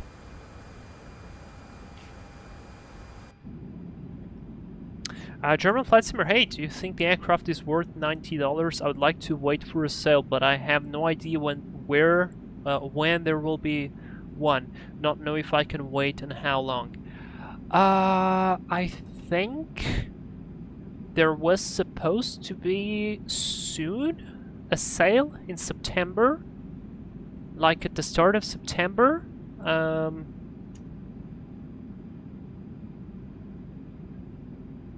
I think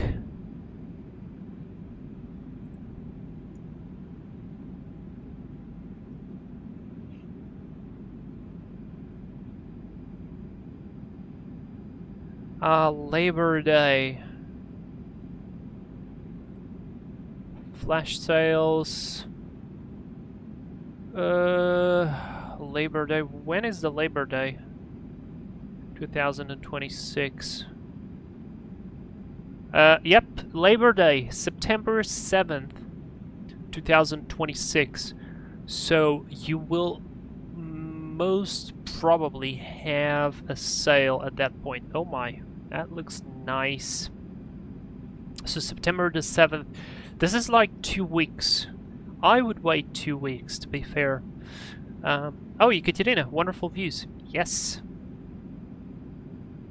It's actually very nice. How's the temperature? -52. It's warming up, but yeah, we're still pretty cold. I would wait. I think it should be. I remember the Labor Day sale. I remember like that name. So they should do it. And if they do it, Toliss is gonna probably get a discount. So if you get the 330, then this is what I suggest you to do. It's just my personal opinion. Do however you want. Get the 330, get the engine mod, this one. This is an engine mod, and it looks really good. Let me go outside. I mean, the detail is really, really great. Like all of this stuff, I have the textures on medium, by the way. It transforms the way you look at the airplane, and if you don't want to get the engine, fine, but get the sounds. The sound mod or the Soundbox Studios is really good.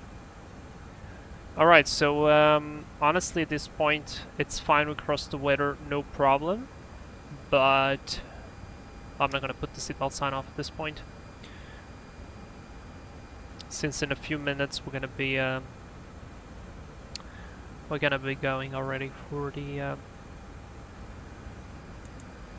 cabin crew prepare for landing. Forgot to change that.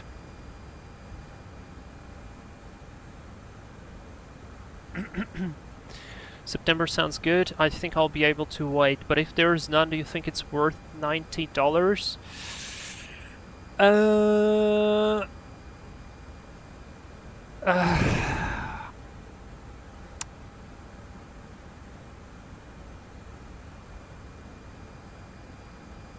I'm thinking in a way how to put it. To be fair, from like, I'm gonna imagine that you are a pilot that wants to, that's gonna go for an A330 type rating, wherever, and he needs to practice stuff. Is it worth $90? Yes, 100%. $90 is not even 1 hour in a full flight sim. So absolutely. In terms of add-on stuff, I could compare it with the Flight Factor 777, and the Flight Factor 777 is probably quite a lot more airplane than this one, but at the same time there are things that this one does that the Flight Vector doesn't do. So, I would say yes. But if you can wait for the discount, that's gonna be perfect.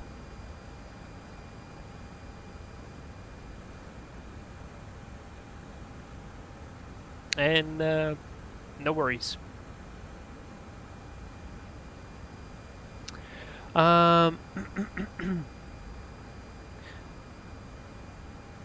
I'd probably take the 330, 320 and the Neo, or I don't know, would like to have all of them.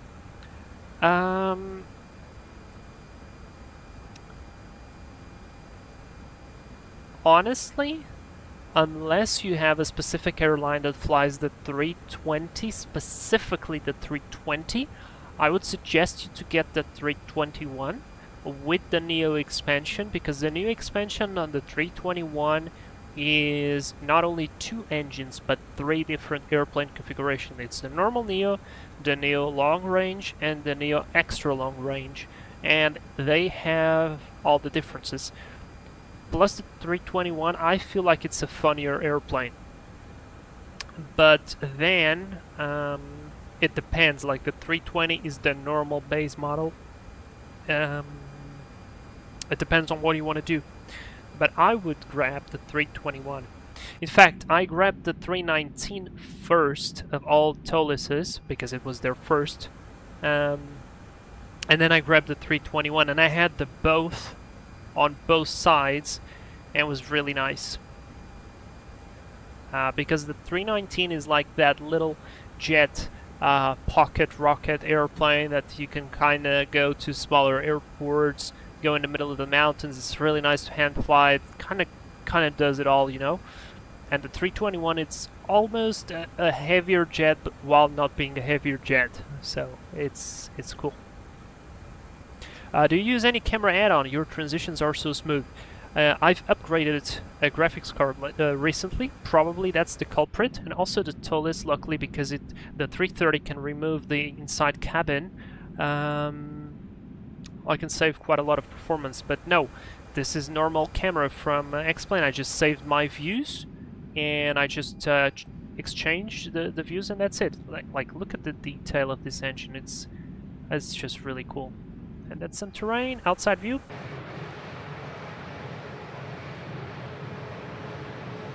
That's a city there. Does it have an airport? Oh yeah, it does. Oh, there it is. There it is.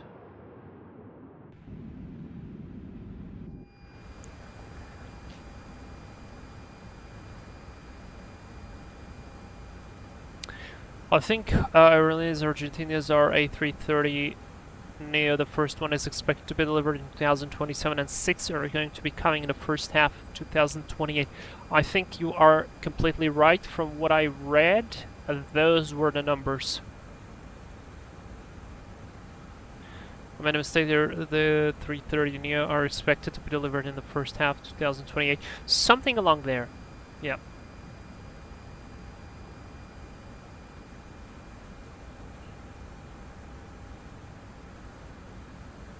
Oh, that's a good advice for the A321. I like to fly real-world routes, so basically at one point or the other, I need all of them. Funny side and... okay, I don't know. Is that a German expression? What does it mean? I got them all already on Microsoft Flight Sim 20. Ah! Alright. Well, so then you already know what each one of them will give you. That's good. That's good. So you are already on it.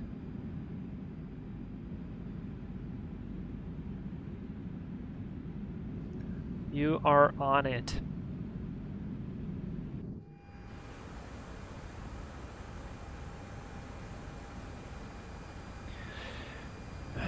Alright, we should be arriving in about 20 minutes.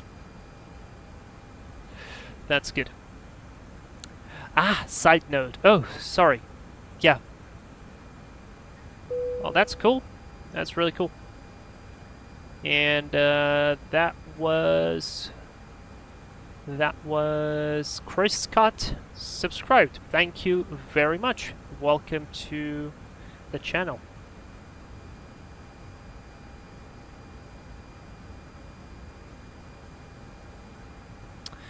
I have Discord running in the background. I need to shut it off.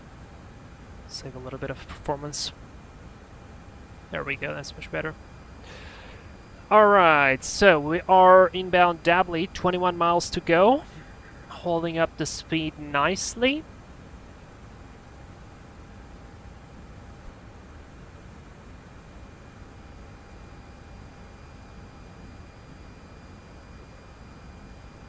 Honestly, at this point, I feel like I could just put vertical speed and start slowing down. Let's try. Manual. Let's put 250 and just let it bleed off.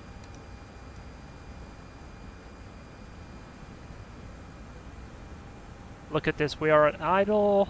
I mean, 58 knots of headwind is still quite significant, so... But yes, it's still slowing down very slowly. Which is quite fun.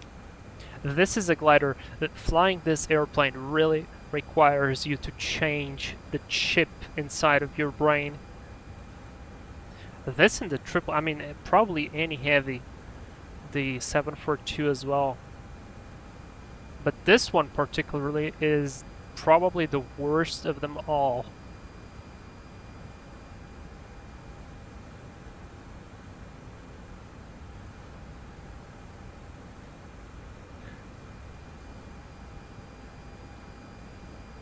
For the A321 XLR, there is still ATSA and Duraim missing. Also, the other Neos are equipped with both mostly.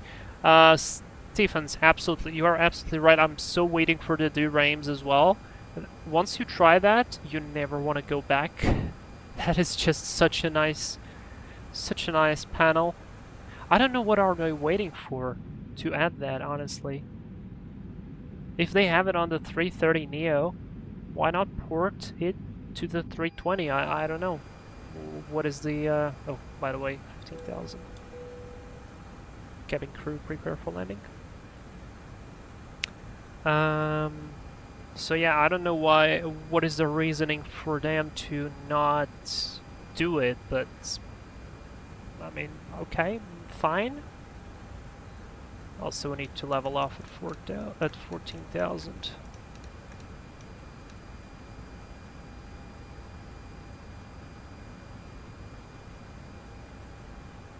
Outstart.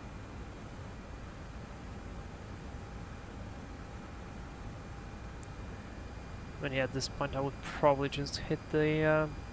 Why is the vertical profile lower? There's no way. You should be at the flat 140. This is correct. Out. And yeah, I also wanted to ask what's ATSA. Me too, yes, should be easy going for Toliss. I don't know, maybe they have whatever reason. Honestly, I have no idea.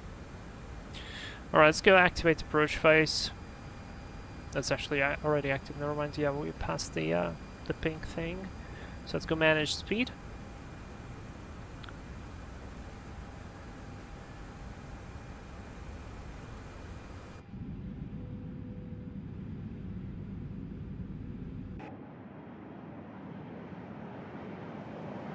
Oh wait, screenshot time. Would you look at that? It looks really cool. Mang. With those clouds. The blue with the pink. That's very cool.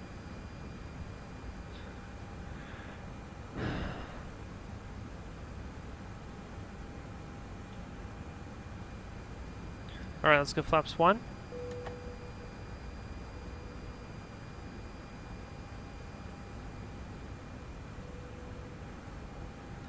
And I will keep, for now, 200.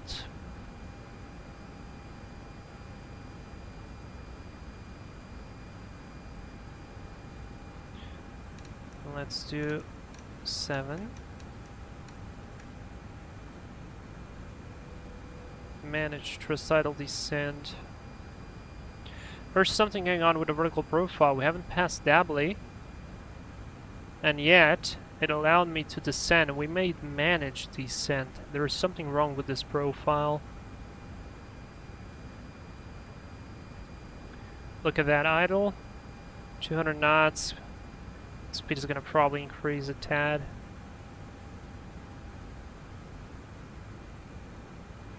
Or maybe not much. But that's weird. Kind of feels like it's almost on a different... I'm going to take a screenshot of this. And I'm going to save the log file. I might send this to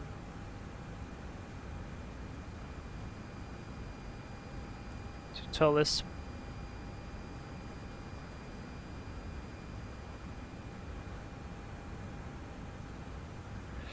Saved.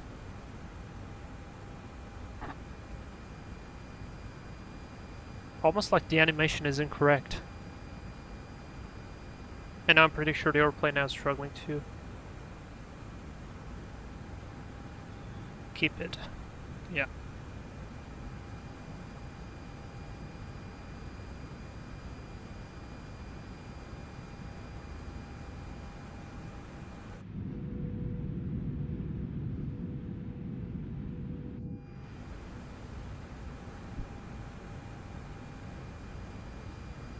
Let's see what it does now. Flight level 100 is purple, that's correct. Pink, sorry. Or magenta, magenta.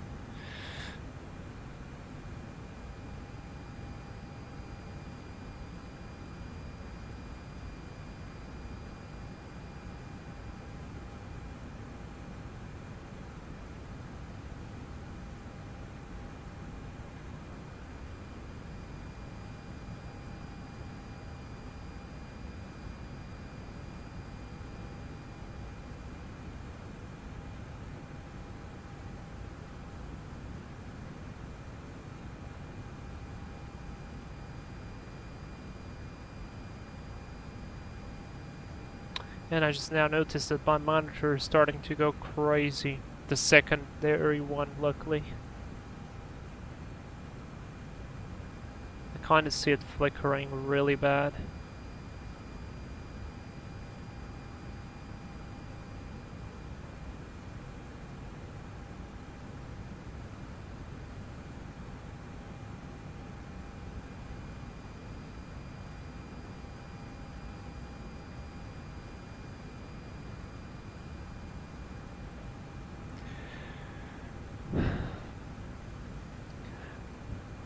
Is there a speed restriction or why you go flaps 1 so high and slow so early? Yes, there is a speed restriction at Maybach, and basically speed off constraint.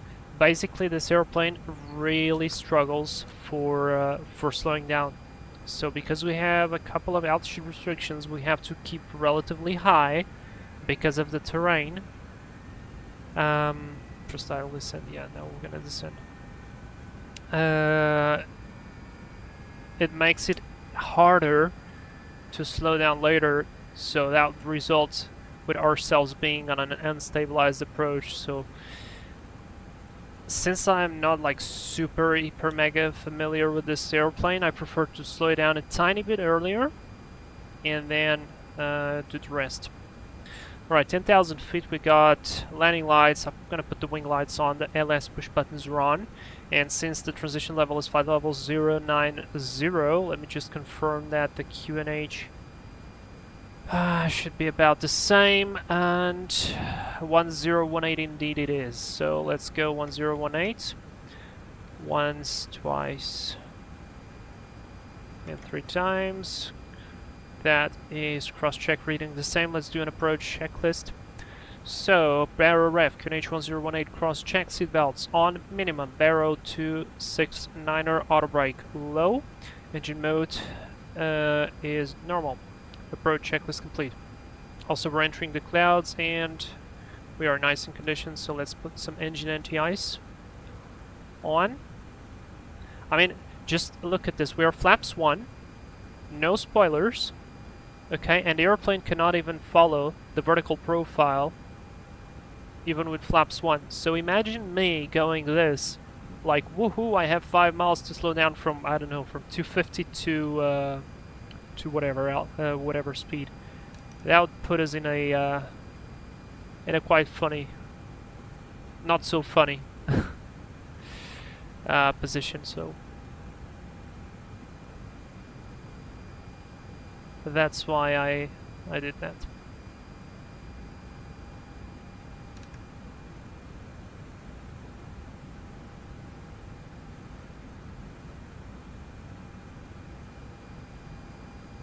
Already parked, got just in time for landing. Simulation or simulation. Awesome. How was your landing? All right, let's go for 5,100.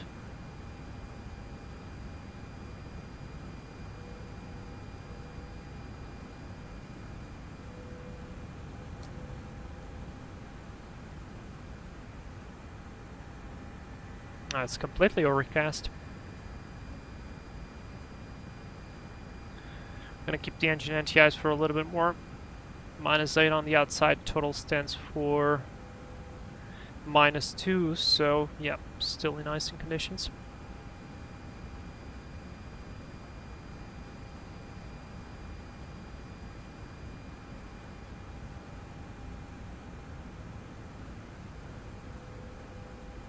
Now we're better. Oh, the sound is so good. Oh, look! Deadly! Oh, yeah, I was thinking, that's just clouds. Nope. That's not just clouds, that's terrain. Alright, that's 220. We passed at 190 just as we briefed. Airplane keeps descending, so that's good. I'm gonna go for... I mean, we're 21 miles out. Let's go 180. Let's see if it can start. Look, it's gonna go idle, it's gonna follow, and it's not gonna descend. Also, glide slope alive.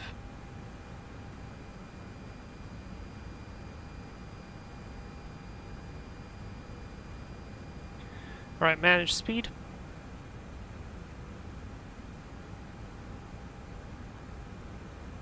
Look, idle, we're descending 1,100 feet, airspeed is increasing. Yeah, this airplane requires a very, very meticulous management. Let's go flaps 2.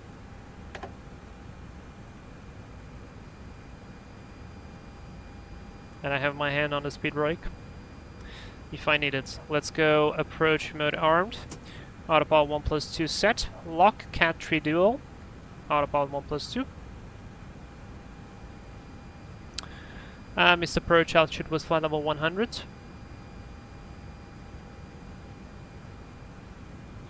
I'm still gonna keep the engine NTIs on. Look, flaps 2, idle, we're descending -600 and he's barely slowing down. This is why I slowed down a little bit early.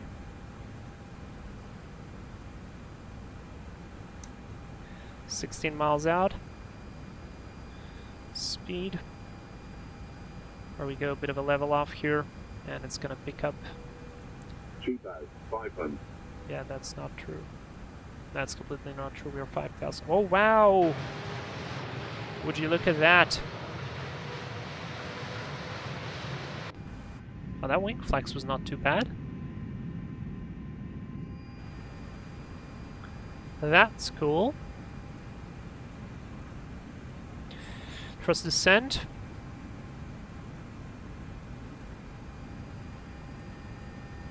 Gonna catch the glide slope any moment.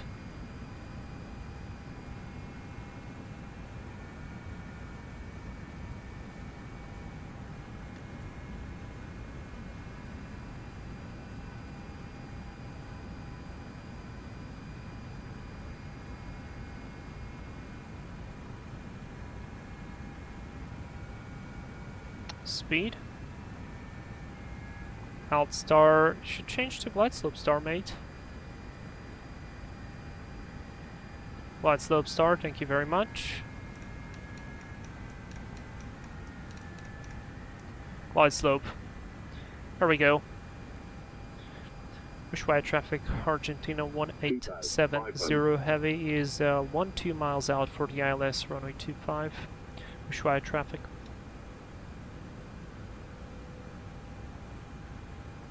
Look, it's almost idle, 30%, flap 2.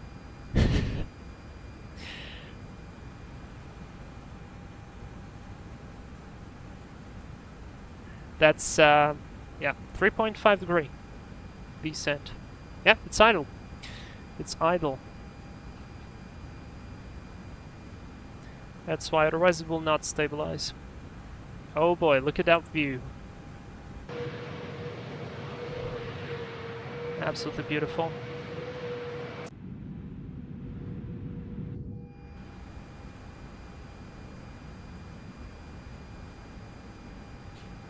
And speed still sitting there.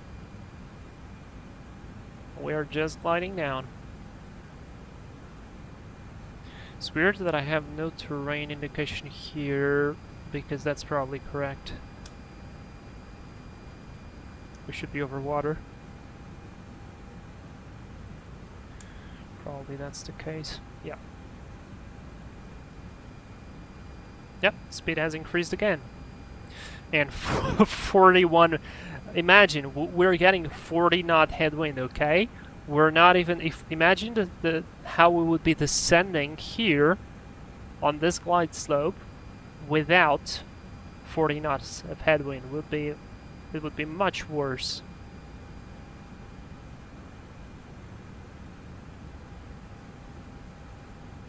Once we hit 2,500, I'm gonna put the gear down and flaps 3.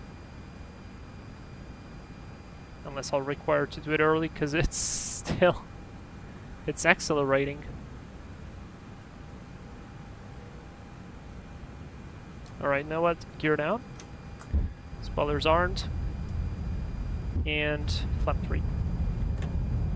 Engine anti-ice on.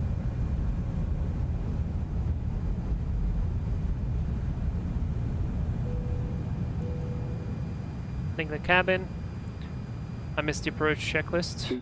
Or no, we did. We did the approach checklist. Okay. We did the approach checklist. Yeah, see? It does not want to slow down.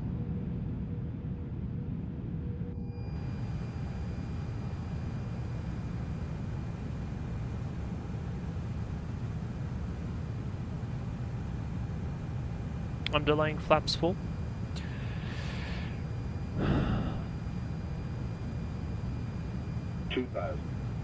And runway side, beautiful. Let's go flaps full. And landing checklist. Pick a memo, landing no blue, landing checklist complete. Alright, beautiful. Stabilize missed approach, altitude is set, checklist complete. We are out of the clouds. I'm gonna keep the engine anti-ice on anyway. In case we go, we do go around. Argentina 1883, starting pushback, facing east. We recommend the oncoming traffic to exit runway via Alpha. Ushuaia traffic, Argentina 1870. We are in the 3-mile final. We will vacate via Alpha. Thank you very much. Ushuaia traffic. Alright, beautiful. All beautiful, all fantastic. Let's get a feel of the airplane. I'll probably regret this. Cat 1. 30 knots. Damn. Oh boy. Last time I flew here was on a Phenom 300, and I have to say that airplane is a little bit more agile. It requires a little bit less runway than this one, but should be no problem with the latest performance calculation. I mean, it's 25025 knots, the latest weather report, so at least it's steady. Ushuaia traffic, sorry, I misspoke. We recommend Bravo, at the end of the runway. Roger, we'll vacate via Bravo, Ushuaia traffic. 500.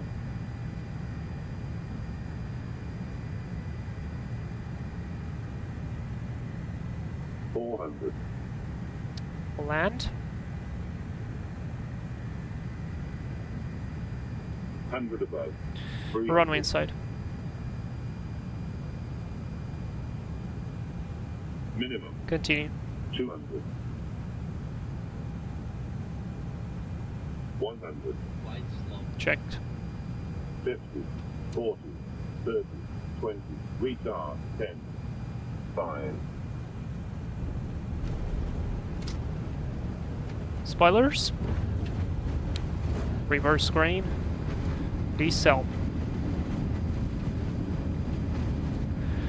Well, that felt easy.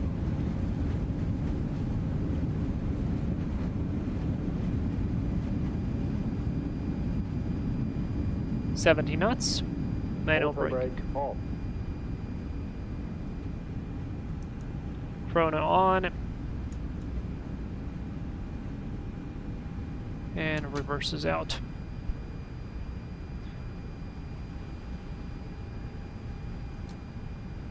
And brakes disarmed.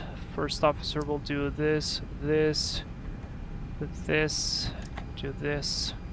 Start the APU and also disengage the engine anti-ice.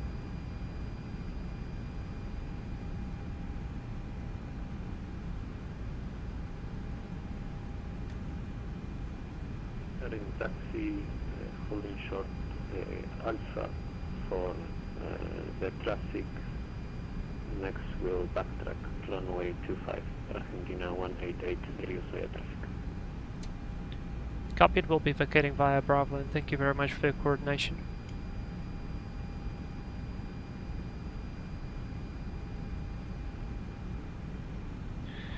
Fantastic.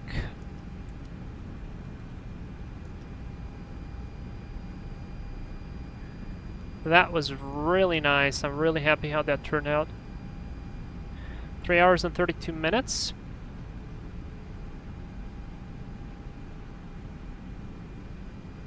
And it's cool to see a 330 and a 340 right here. I feel like I need to take a picture. I'll probably mess up the taxi, but I feel like this is a perfect place to take a screenshot.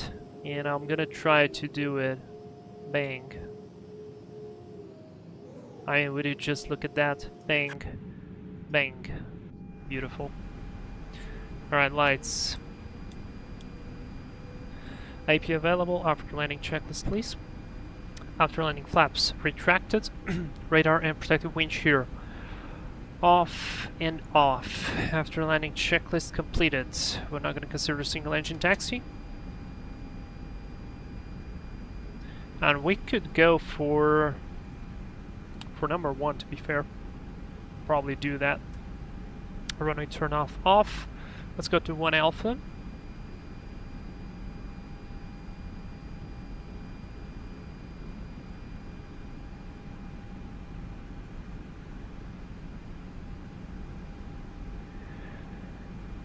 Sync crash flyer, hey! Your first break. That's a long stream. Yes, it is. It is. Tomorrow there will be more. At unusual times, we'll try to go into that. What's the name of it? Event at Kaitac. No marshaller, but that was a pretty much nice, perfect, almost perfect lineup. All right, parking brake is set. Taxi light off. We have 3 minutes. APU is available.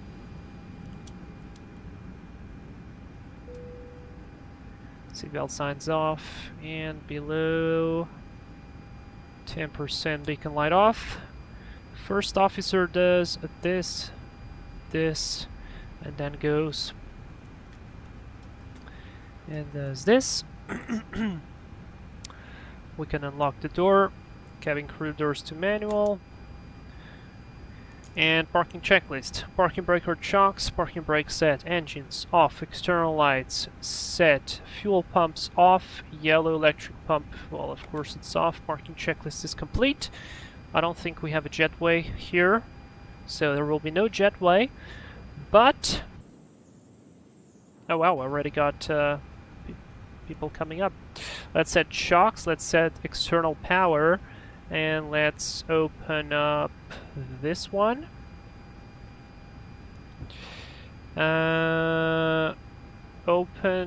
Let's open that one as well. Let's open the service one.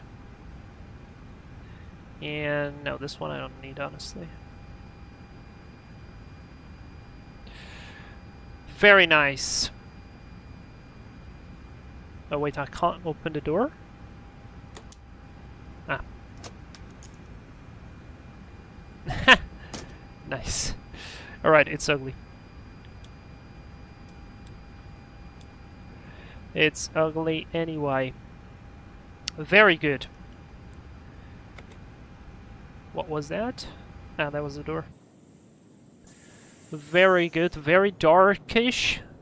That was a nice landing. I was not expecting I would be landing this airplane this nice. I was really waiting for it to plant it. But no, it went nice. German flight simmer, is this standard or is this an add-on? I think this is standard because I actually checked and I did not find any add-on scenery in my scenery file, but I'm not sure. It might be actually an add-on. So there is a very nice add-on, but I think this is actually... I don't know, man. Maybe this is an add-on. Yeah, there are too many flags here. Yeah, that's an add-on for sure. But I don't remember where did I get it. But yeah, no jetways, sadly. Anyway, let's watch the replay. Synchronous Fire, you gave me emotional support. Thank you very much. Let's watch the replay and let's get out of here. I'm gonna get some rest. It's already 10:30 p.m. here, and I want to have to get some rest. Jokes aside, if we had taken a Concorde, we would have been faster. That's actually not true because we flew over land. Taking off runway 25. And have a good one. Have a nice flight. Bye bye. And we would not be able to go supersonic because of the sonic boom. Otherwise, we would probably freak out every single town in the nearby everywhere. I actually like this picture. Screenshot this thing. I want to just take a screenshot with the guy taking off, just like that. Oh, it kind of looks like we have the jetway attached. Feels like it is going quite slow, or maybe it's just me. Ah, maybe it's the wind. Oh, the runway ends right there. Oh, there we go.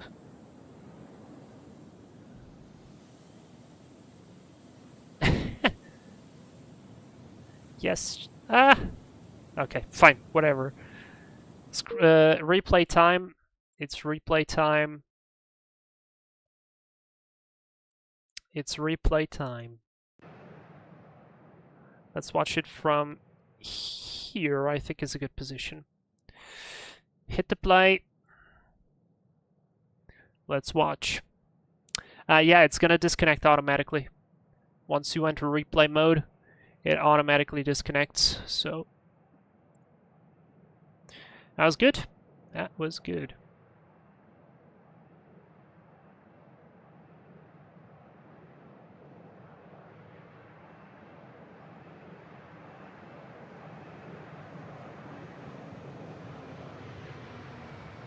Oh, nice.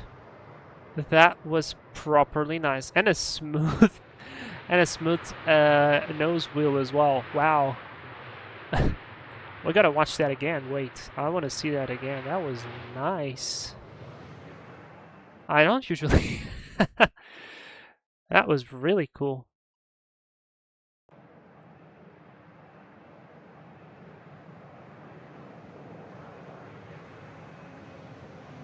And on the markers, wait. That was on the markers, right?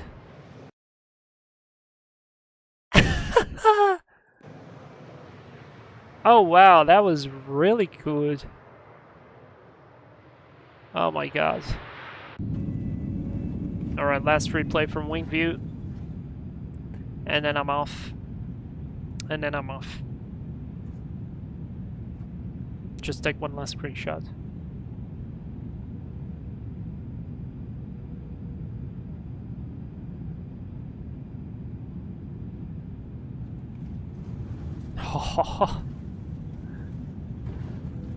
Dude, what a lovely airplane. I mean, I say it's, when I hard land it, I don't say that, of course, but anyway. Let me just grab my latest screenshot here with the airport at the end, because that one was very, very nice. Stop.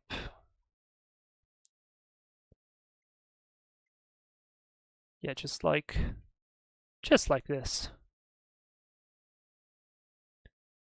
Screenshot. And that's done.